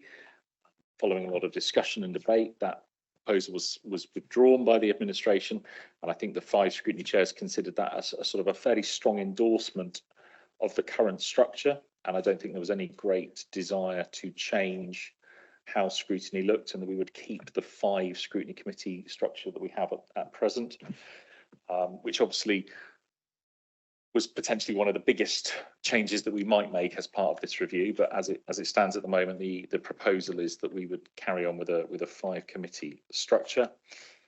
I think one of the main themes of the discussions we had were about agendas and reports. The year we're in now, so for the best part of the last 12 months, the committees, aside from this one, have been predominantly working on an 8-week meeting cycle, and that has meant that formal committee agenda time is quite limited, and I think a lot of the committees have struggled with fitting on the agenda what they want to, and really having to make some difficult decisions as to what appears on the agenda. Obviously, as you will hopefully have seen from the new committee calendar coming out, we will be working on a 6-week meeting cycle for the majority of the committees moving forward, which obviously allows some more formal committee meeting time. But I think one of the elements that really came through from the chairs was about ensuring that those items that are coming forward onto formal agendas are really that scrutiny can make a real impact on and can really add value to, rather than being that perception of a rubber stamping process or purely information based. There are, of course, exceptions that will need to come through that committee will need to be briefed about, but I think all of the chairs were very keen to ensure that there were real tangible items that the committees could make input and difference to when they come through. So you'll see that some of those recommendations within the report reflect that. So a revised template to really ensure that officers who are presenting set out what it is they're looking for scrutiny to do beyond just noting or considering and commenting on, that they can really, as I say, add value. And I think that's a relatively straightforward piece of work that myself and the team can deliver on fairly quickly, and I think that will really help all of the committees moving forward. You'll also see there's a reference in the recommendation to how the committees deal with information items, and Councillor Redman, who chairs the Children and Families Committee, has had a system that he's sort of adopted for a year or so now in terms of trying to ensure that information items don't clog up agendas, and I think what the recommendation really refers to is that we will try and adopt that approach for all 5 committees to really ensure that consistency moving forward. I think the next area that probably generated the most discussion, and this is in no reference to anyone in the room today, but was about attendance and substitutes. That really did get we had quite a lengthy debate on some of that, and that's as I say, it's no reflection on those that substitute. I think you will see from the recommendation there, I think each of the committees probably has 1 or 2 members that probably haven't either attended or engaged with the committees as the chairs would like, and they have effectively asked me to liaise with all of the group leaders to provide some information on, certainly on the attendance, because all of them, quite understandably, are keen for it to be an engaged and sort of committed committee moving forward. So I will be having those discussions with group leaders before the full council AGM. One of the areas we then moved on to was about substitutes and notification of substitutes, and that even if we are having substitutes, it'd be quite useful to have a sort of a continuity there. So one area that a couple of the chairs were keen to explore was about potentially having named substitutes or clear identified substitutes for maybe each of the parties for each of the committee places that they have on scrutiny. So that's an area that we will look at sort of moving forward. Yeah, sure. I think one of the things that was felt, and it's something that we've seen in this committee, is that some of the substitutes are quite regular substitutes, which means when they come, they actually bring quite a lot of knowledge with them, and they know what is going on. Whereas some of the other areas we're finding that people were turning up who really were there to, with a nice way of saying, but to fill a seat, rather than actually contributing to the actual discussion in the room. So, I mean, it's again, in terms of attendance, and I'm not just stroking your egos, but I mean, you look around the room at the moment, we have got all members here, and those who weren't able to make it have organised substitutes. Again, some of my colleagues in other committees were saying that substitutes aren't being organised, so that you're then depleted numbers as well. So that's why it was particularly felt that was something we needed to address.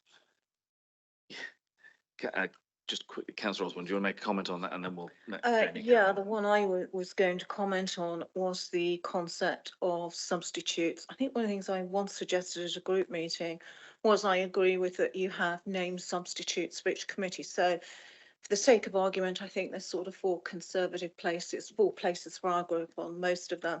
So you maybe also at the same time appoint 2 named substitutes, and that's the committee you shadow. So as if you are called upon as a substitute, you're aware of what's going on. And then you're not sort of dropped in it at the last moment. And also hopefully there are things you have an interest in. So I think that would be a really good, sensible proposal. I don't know how it would work with some of the other groups, but I don't see have named substitutes for strategic planning because we all have to be trained. So I don't see why it can't work for these other committees. In terms of the report, I think you've probably quite honestly got it just about right. Thank you, Councillor. I think one of the other areas that the chairs are really keen to bolster is that relationship with the executive, both you sort of that two-way relationship actually. And I would say, as scrutiny manager, I'd say executive members are very good at attending scrutiny. And I would say chairs are good at attending executive when they have recommendations to put forward or propose. And I think, however, I think from probably certainly an administrative point of view, we can bolster some of the work we do there. Certainly keeping a record of those sort of recommendations and proposals that we put forward to executive, and then also tracking their progress. And obviously all the committees now have an outcome tracker, and I think we can use that to do so. So I think that is one key area, and Scott, who's online at the moment, has also suggested an additional recommendation, which I support, which is that actually this report, prior to going to full council, goes to an executive as well, in order that executive can review the sort of the proposals and give their support for the improvement work. So I will say now I would like to add an additional recommendation to that. I suppose just covering off a couple of other points that I should have referenced within the report, and this did come out in the discussion, is that the chairs of obviously all scrutiny committees have been allocated an executive director to work closely with them as the lead officer. I think that's working well, and I think all of the chairs were very supportive of that continuing.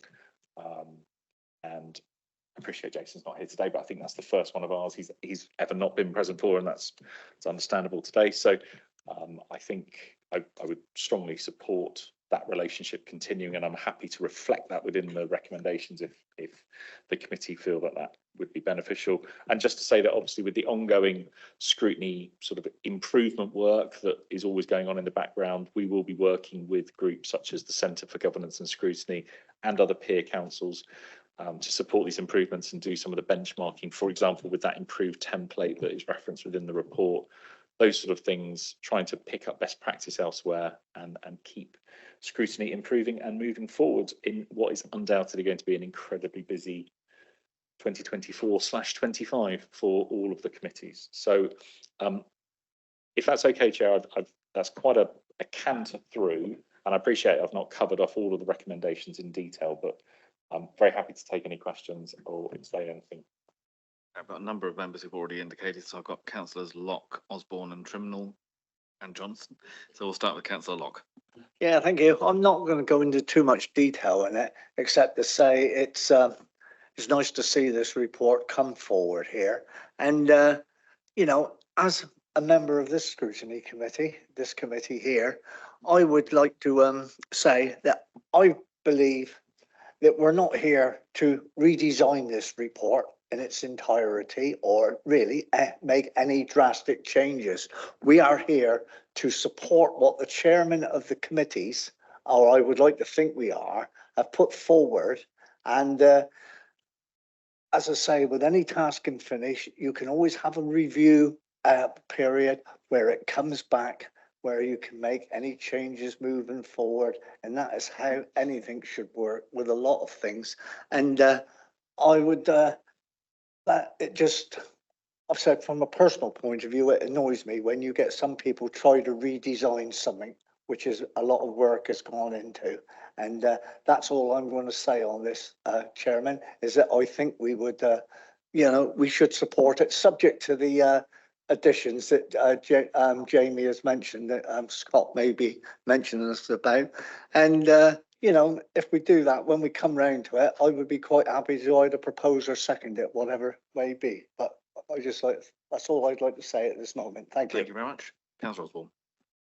Yeah, I think as I've commented before, I sort of feel you've got it broadly right, and obviously tweaks will come along. The question I had was on, I think 3.5 and the staffing of scrutiny. I really do welcome that we are going to have dedicated staffing for that, because again, you get that build up of continuity, consistency, and also knowledge and the ability of where to go, particularly for researchers. That's really important. I just wanted to clarify though, is the service manager going to be on the basis of a statutory scrutiny manager, or is it going to be just as a scrutiny manager? And is there a difference, and what are the implications of going down the statutory route as opposed to perhaps not? At the moment, that is me, and unless Scott or anyone else tells me different, that's going to remain me. So I mean that is based not the entirety of my role, but it's most of my role now. Whereas historically, I had a number of other responsibilities. That was probably before we had 5 scrutiny committees, but no, that is me, and that is my role. So, and so just to reinforce one of the points you made, as a scrutiny support cohort, which obviously includes Layla and all the other clerks you'll see, we meet on a weekly basis now to discuss what's happened in the last week, what's coming up in the next week, things of best practice sharing. So we're trying to provide that consistency and continuity, and also that if Layla weren't available to clerk the next meeting, then one of the other scrutiny cohort could come and sit in, and it would feel the same as community scrutiny or climate and place. Thank you for that, Jamie. That's really good to hear. And also, I think as well, I think there's thanks due to the different, yourself as scrutiny manager, and I'm welcome that you're, for the time being, going to be staying. That obviously depends on other factors. But, you know, I welcome that we have continuity there, we have stability, particularly in leadership over scrutiny, but also as well thanks to all the other officers that support scrutiny, because I'm sure at times we must drive you absolutely crackers. I don't know what you mean. But no, I mean, as it is a good opportunity to thank. So obviously I have Jenny, who sort of supports me as my deputy now, and obviously all of the clerks. And yes, they do a fantastic job and they do all the work, and I just have to sit there and pontificate every so often. So no, I have a very good team working with me on scrutiny, and it's the most ring-fenced team I've had, and I think we and you will see the benefits of that moving forward. Can we endorse, Chairman, that we support that ring fence remains? I think certainly, I think it's recommendation, is it 8? Yes, is the one that very much makes that one. Councillor Trimnell. It's just a quick one. I wanted to find out, there was talk a while ago of shrinking the sizes of committees. Is that still something that could potentially happen, or are we staying as we are? I think the broader the size of the committee, the better the scrutiny, the better the debate and the discussion. I'm like you say, I am aware, Councillor Trimnell, that was a discussion previously. I've heard no further discussion on that or comment on that, so that would be taken above my level. Okay, all right. Thank you. But I do appreciate the numbers of scrutiny. I do think having a good cross section of members is really useful. Thank you, Councillor Johnson. Thank you. As Vice Chair of Community Scrutiny, I have obviously had an opportunity to feed through into this, but I have found something else that I just wanted to comment on or ask about. And before I do that, thank you to yourself, Jamie, and the team for all the support you do for the scrutiny function. It really is a fantastic team and runs very smoothly. So mine was under number 4, where you say that also for the Democratic Services team to establish a central record of all formal scrutiny recommendations and the responses to them. Does that include delegated decisions that the chairs deal with outside the scrutiny agendas that come forward? Because I know there's perhaps some that I miss sometimes that have been discussed with the chairs. And I don't know if they've put a view forward on them or they've just signed them off. And that would be helpful sometimes. Thank you for your comments earlier, Councillor Johnson. And yes, I totally agree that oversight for the committee of delegated decisions to the scrutiny chair, or the sign off by the scrutiny chair, is something we identified as part of the review as to maybe a bit of a gap. And I think I would like, my suggestion is that we deal with that through the information item process. So in the same way that if we received an information item, we would circulate it out to the committee and then list it on the agenda, the next committee's agenda. As part of that, I'd also like to list any decision that that relevant scrutiny chair has been a part of. If that's then relevant to be included on that central record, then absolutely we would do so. But I do think at the moment you're right. There's a potential lack of oversight for the vice chair or the wider committee. And that's no reflection on the chairs or the officers doing it. It's just not something we've necessarily put in place up until this point. And also just ask for a bit of clarification again for members. So the system that has been operating through the children's scrutiny, as I understand, is if there's information reports, they are circulated, and if members wish to raise an issue on them, they can do that at the subsequent meeting. That's correct, Chair. So that any information reports that have been circulated since the last meeting will be detailed, will be listed on an agenda item. It's an opportunity for members to ask any questions or make any queries they have at that point. But it also sort of shows that public accountability that the committee have seen that report come through. So it's not just disappearing into the ether. Thank you. Councillor Lovell. Thank you, Chair. Really a couple of bolstering comments. I'm not challenging anything that's in front of us.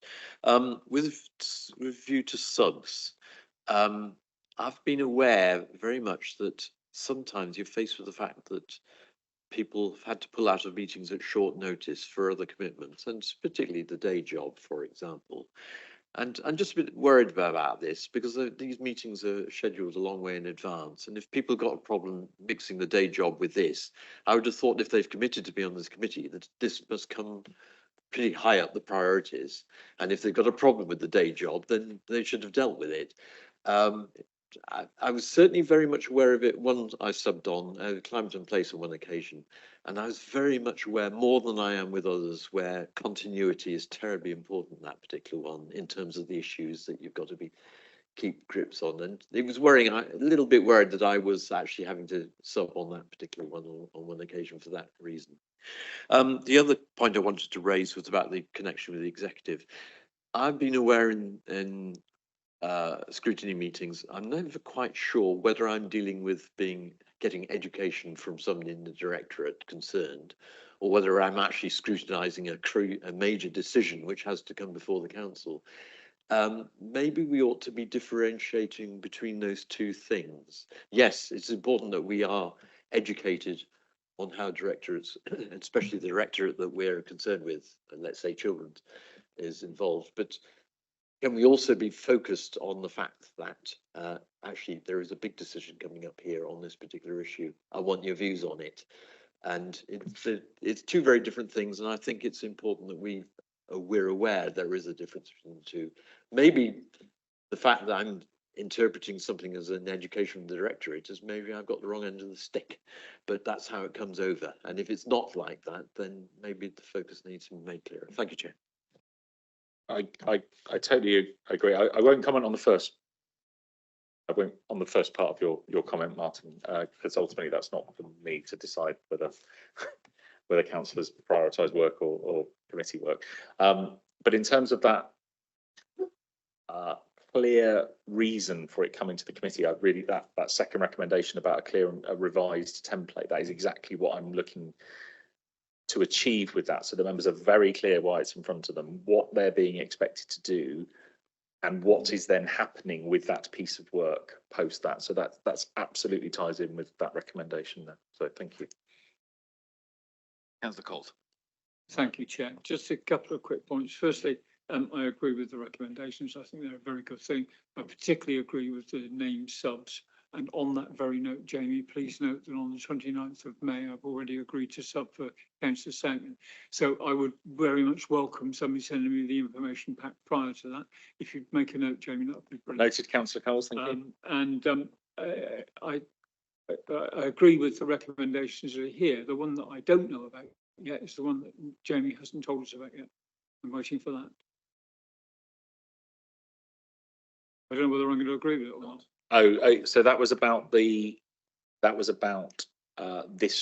report following any tweaks from today going on to the executive before it then goes on to full council for their support. So that makes perfect sense. So thank you for that. I can agree that as well. But unfortunately, I do need to leave at 4:30, so I've got another meeting. Thank you.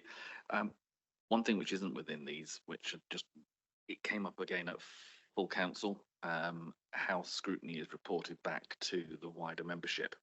I think that may be something again that we need to look at, because I think there was a concern again at full council where we obviously had an awful lot on the agenda, but it meant that by the time we got to any discussion of scrutiny, most of council was past wanting to have any discussion of anything. So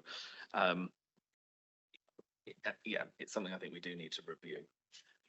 So one of the other parts of my job is to liaise with the chair of council, and I look after I manage his PA, and so Councillor Best and I meet on a bi-weekly basis, and actually the discussion we had prior to this last council meeting, which was very close to this council meeting, was about that very fact, and I know that was then reinforced at this week's council meeting.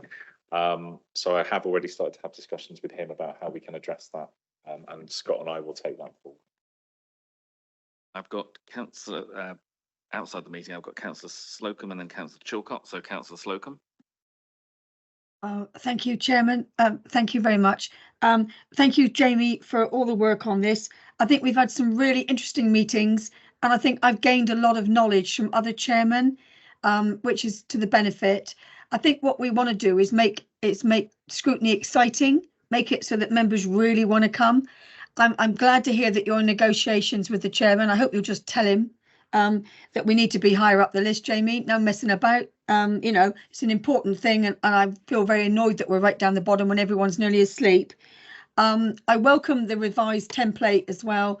I think that will help, because sometimes we have reams and reams of information that quite honestly is just too much. And then you have the lengthy presentations. So I think I can see the list to that. I like the idea about the named subs. I do understand it's very difficult sometimes. I know that more than anyone, when something's happened and you can't do anything about. But I think for continuity, and I think to help, because many times a substitute will come along and they have got as many good questions as anyone else on there. So I do welcome the substitutes. I'm not saying they're not valid, but I think to help them, the continuity would be great. But I also want to take the opportunity as well, under your guidance, Jamie, to thank the fact that I have Jenny Murphy with me, who I don't drive mad, who we work extremely well together, and she is an absolute godsend to me and a really fabulous support under your guidance. So I thank you very much for that. So thank you, Chairman.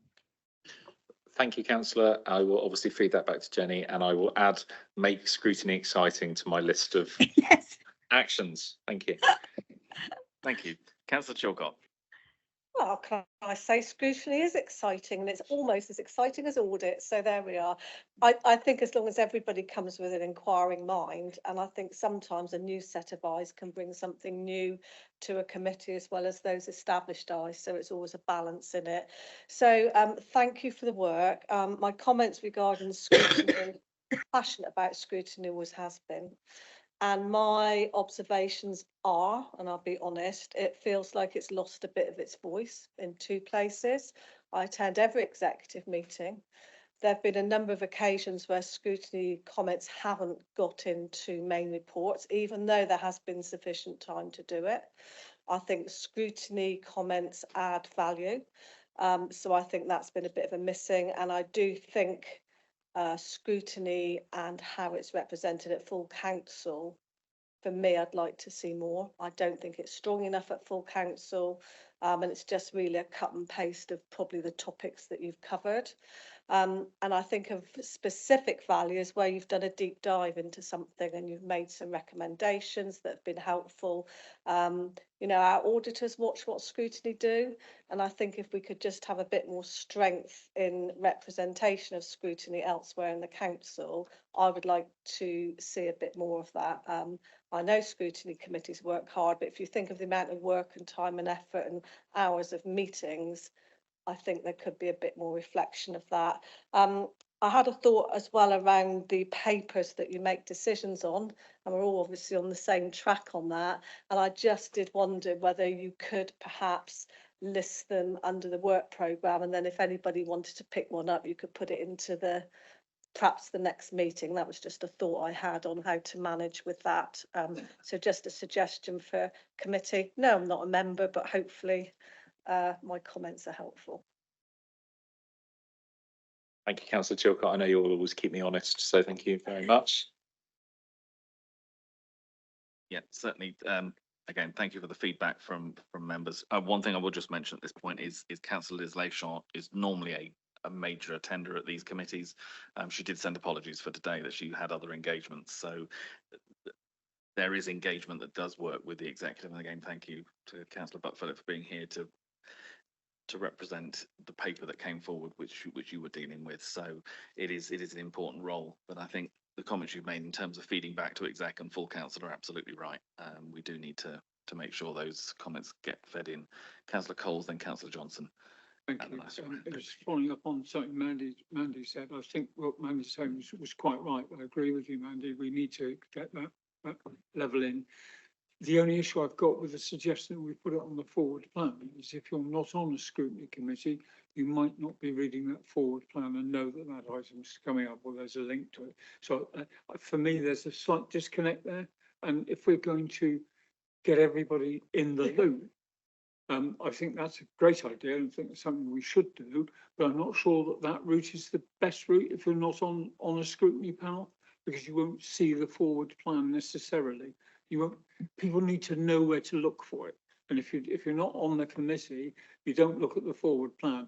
You don't know it's coming through. So there was just a little.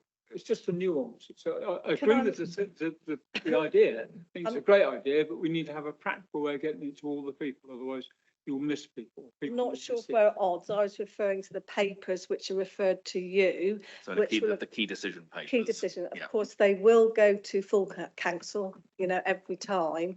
It was just so that your members here of committee knew which key decisions you've been keyed into, and so then they could just see whether there needed to be any more lines of inquiry. So that's what I was referring to, Councillor Coles. Hopefully that makes sense. Certainly, I think it's something we can look into as to how we make that as accessible. Yeah.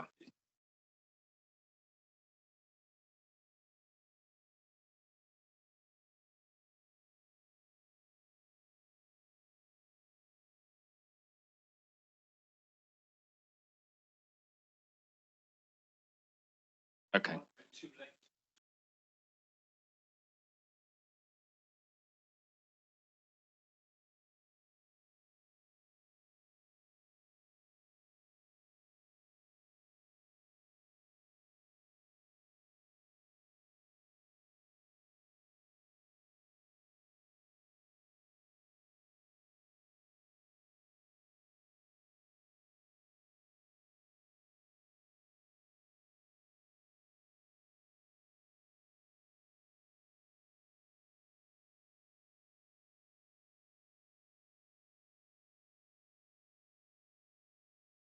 They're probably, I mean, we each of the committees has a forward work programme.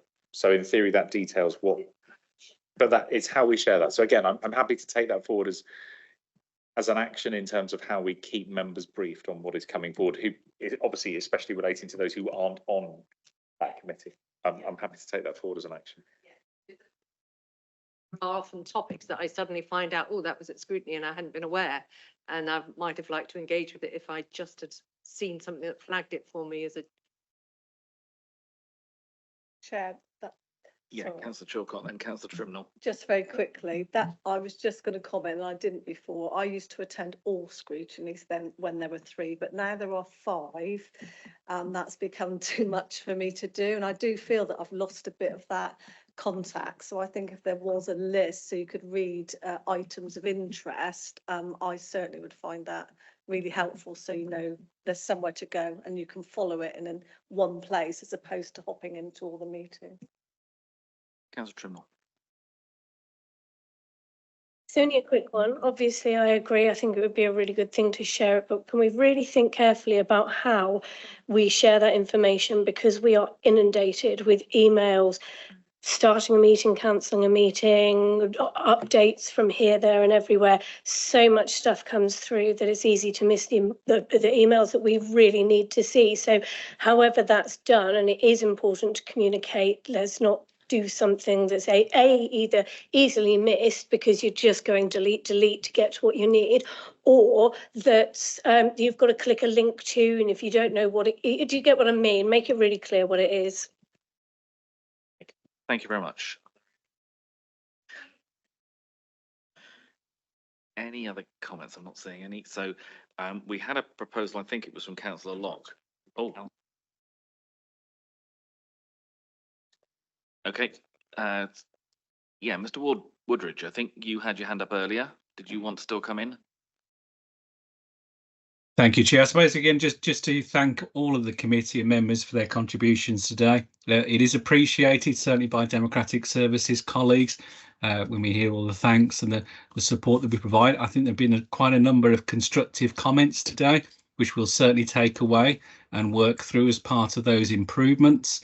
I think, can I add, I suppose, and it may be, I did see Lee's hand go up, and I did wonder whether Lee was also going to possibly also make a plea that in terms of helping filter and signpost and help members access these sort of improved forward plans, how we can make better use of the members portal, that member resource site, and have a specific section devoted there that members can track future scrutiny topics and future areas of interest, and that may be an area that would certainly help the committee. But my final point, I certainly don't want you to read anything into this, but clearly we will need to be mindful throughout 24-25 and 25-26 of the wider organisation and transformation programme and how that may well impact or influence both the scrutiny resource, but how we structure our services. So just to flag that reminder. I know you know that, but again, just that point of reminder.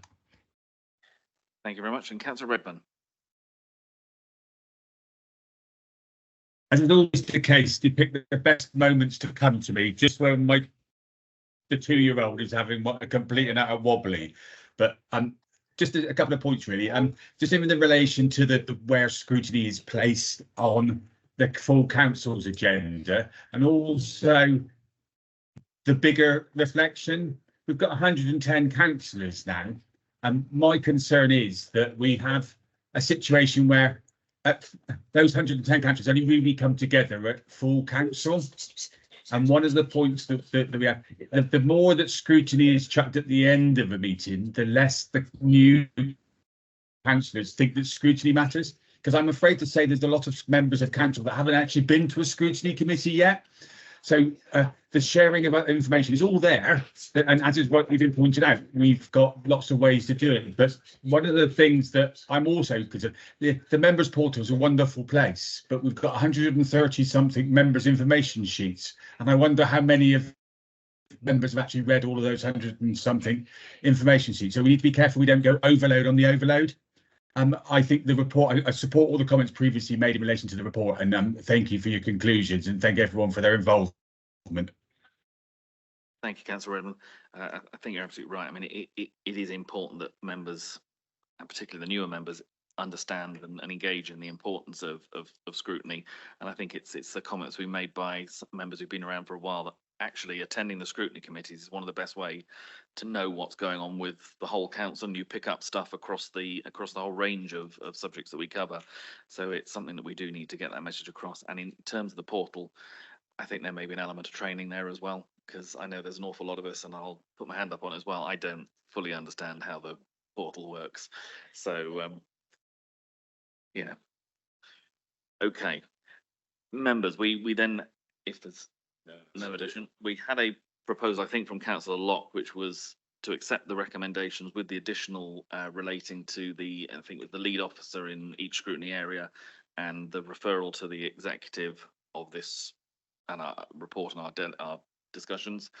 And obviously there's been a number of other issues that have been raised which are being taken up by Democratic Services. So are you still happy to make that as the proposal? I think we've got that as well at the beginning. So there's a review towards the end of this year, beginning of next year included. Excellent. Is that seconded? Councillor Coles, did you want a second? Thank you very much. Oh, excellent. I'll get there. All those in favour of that, please show. That's unanimously carried. So thank you all very much. Thank you. Not at all. And thank you all very much for your attendance today. And again, it's been a full agenda. So thank you, and we'll close the meeting. Thank you. Thank you, Chair. Yeah, for anyone's interested, I've put the link to the members portal in the chat as well. Thank you, Lee. Thanks, Lee. Thank you. All we need to do is understand what to do with it now. Thank you very much. Bye.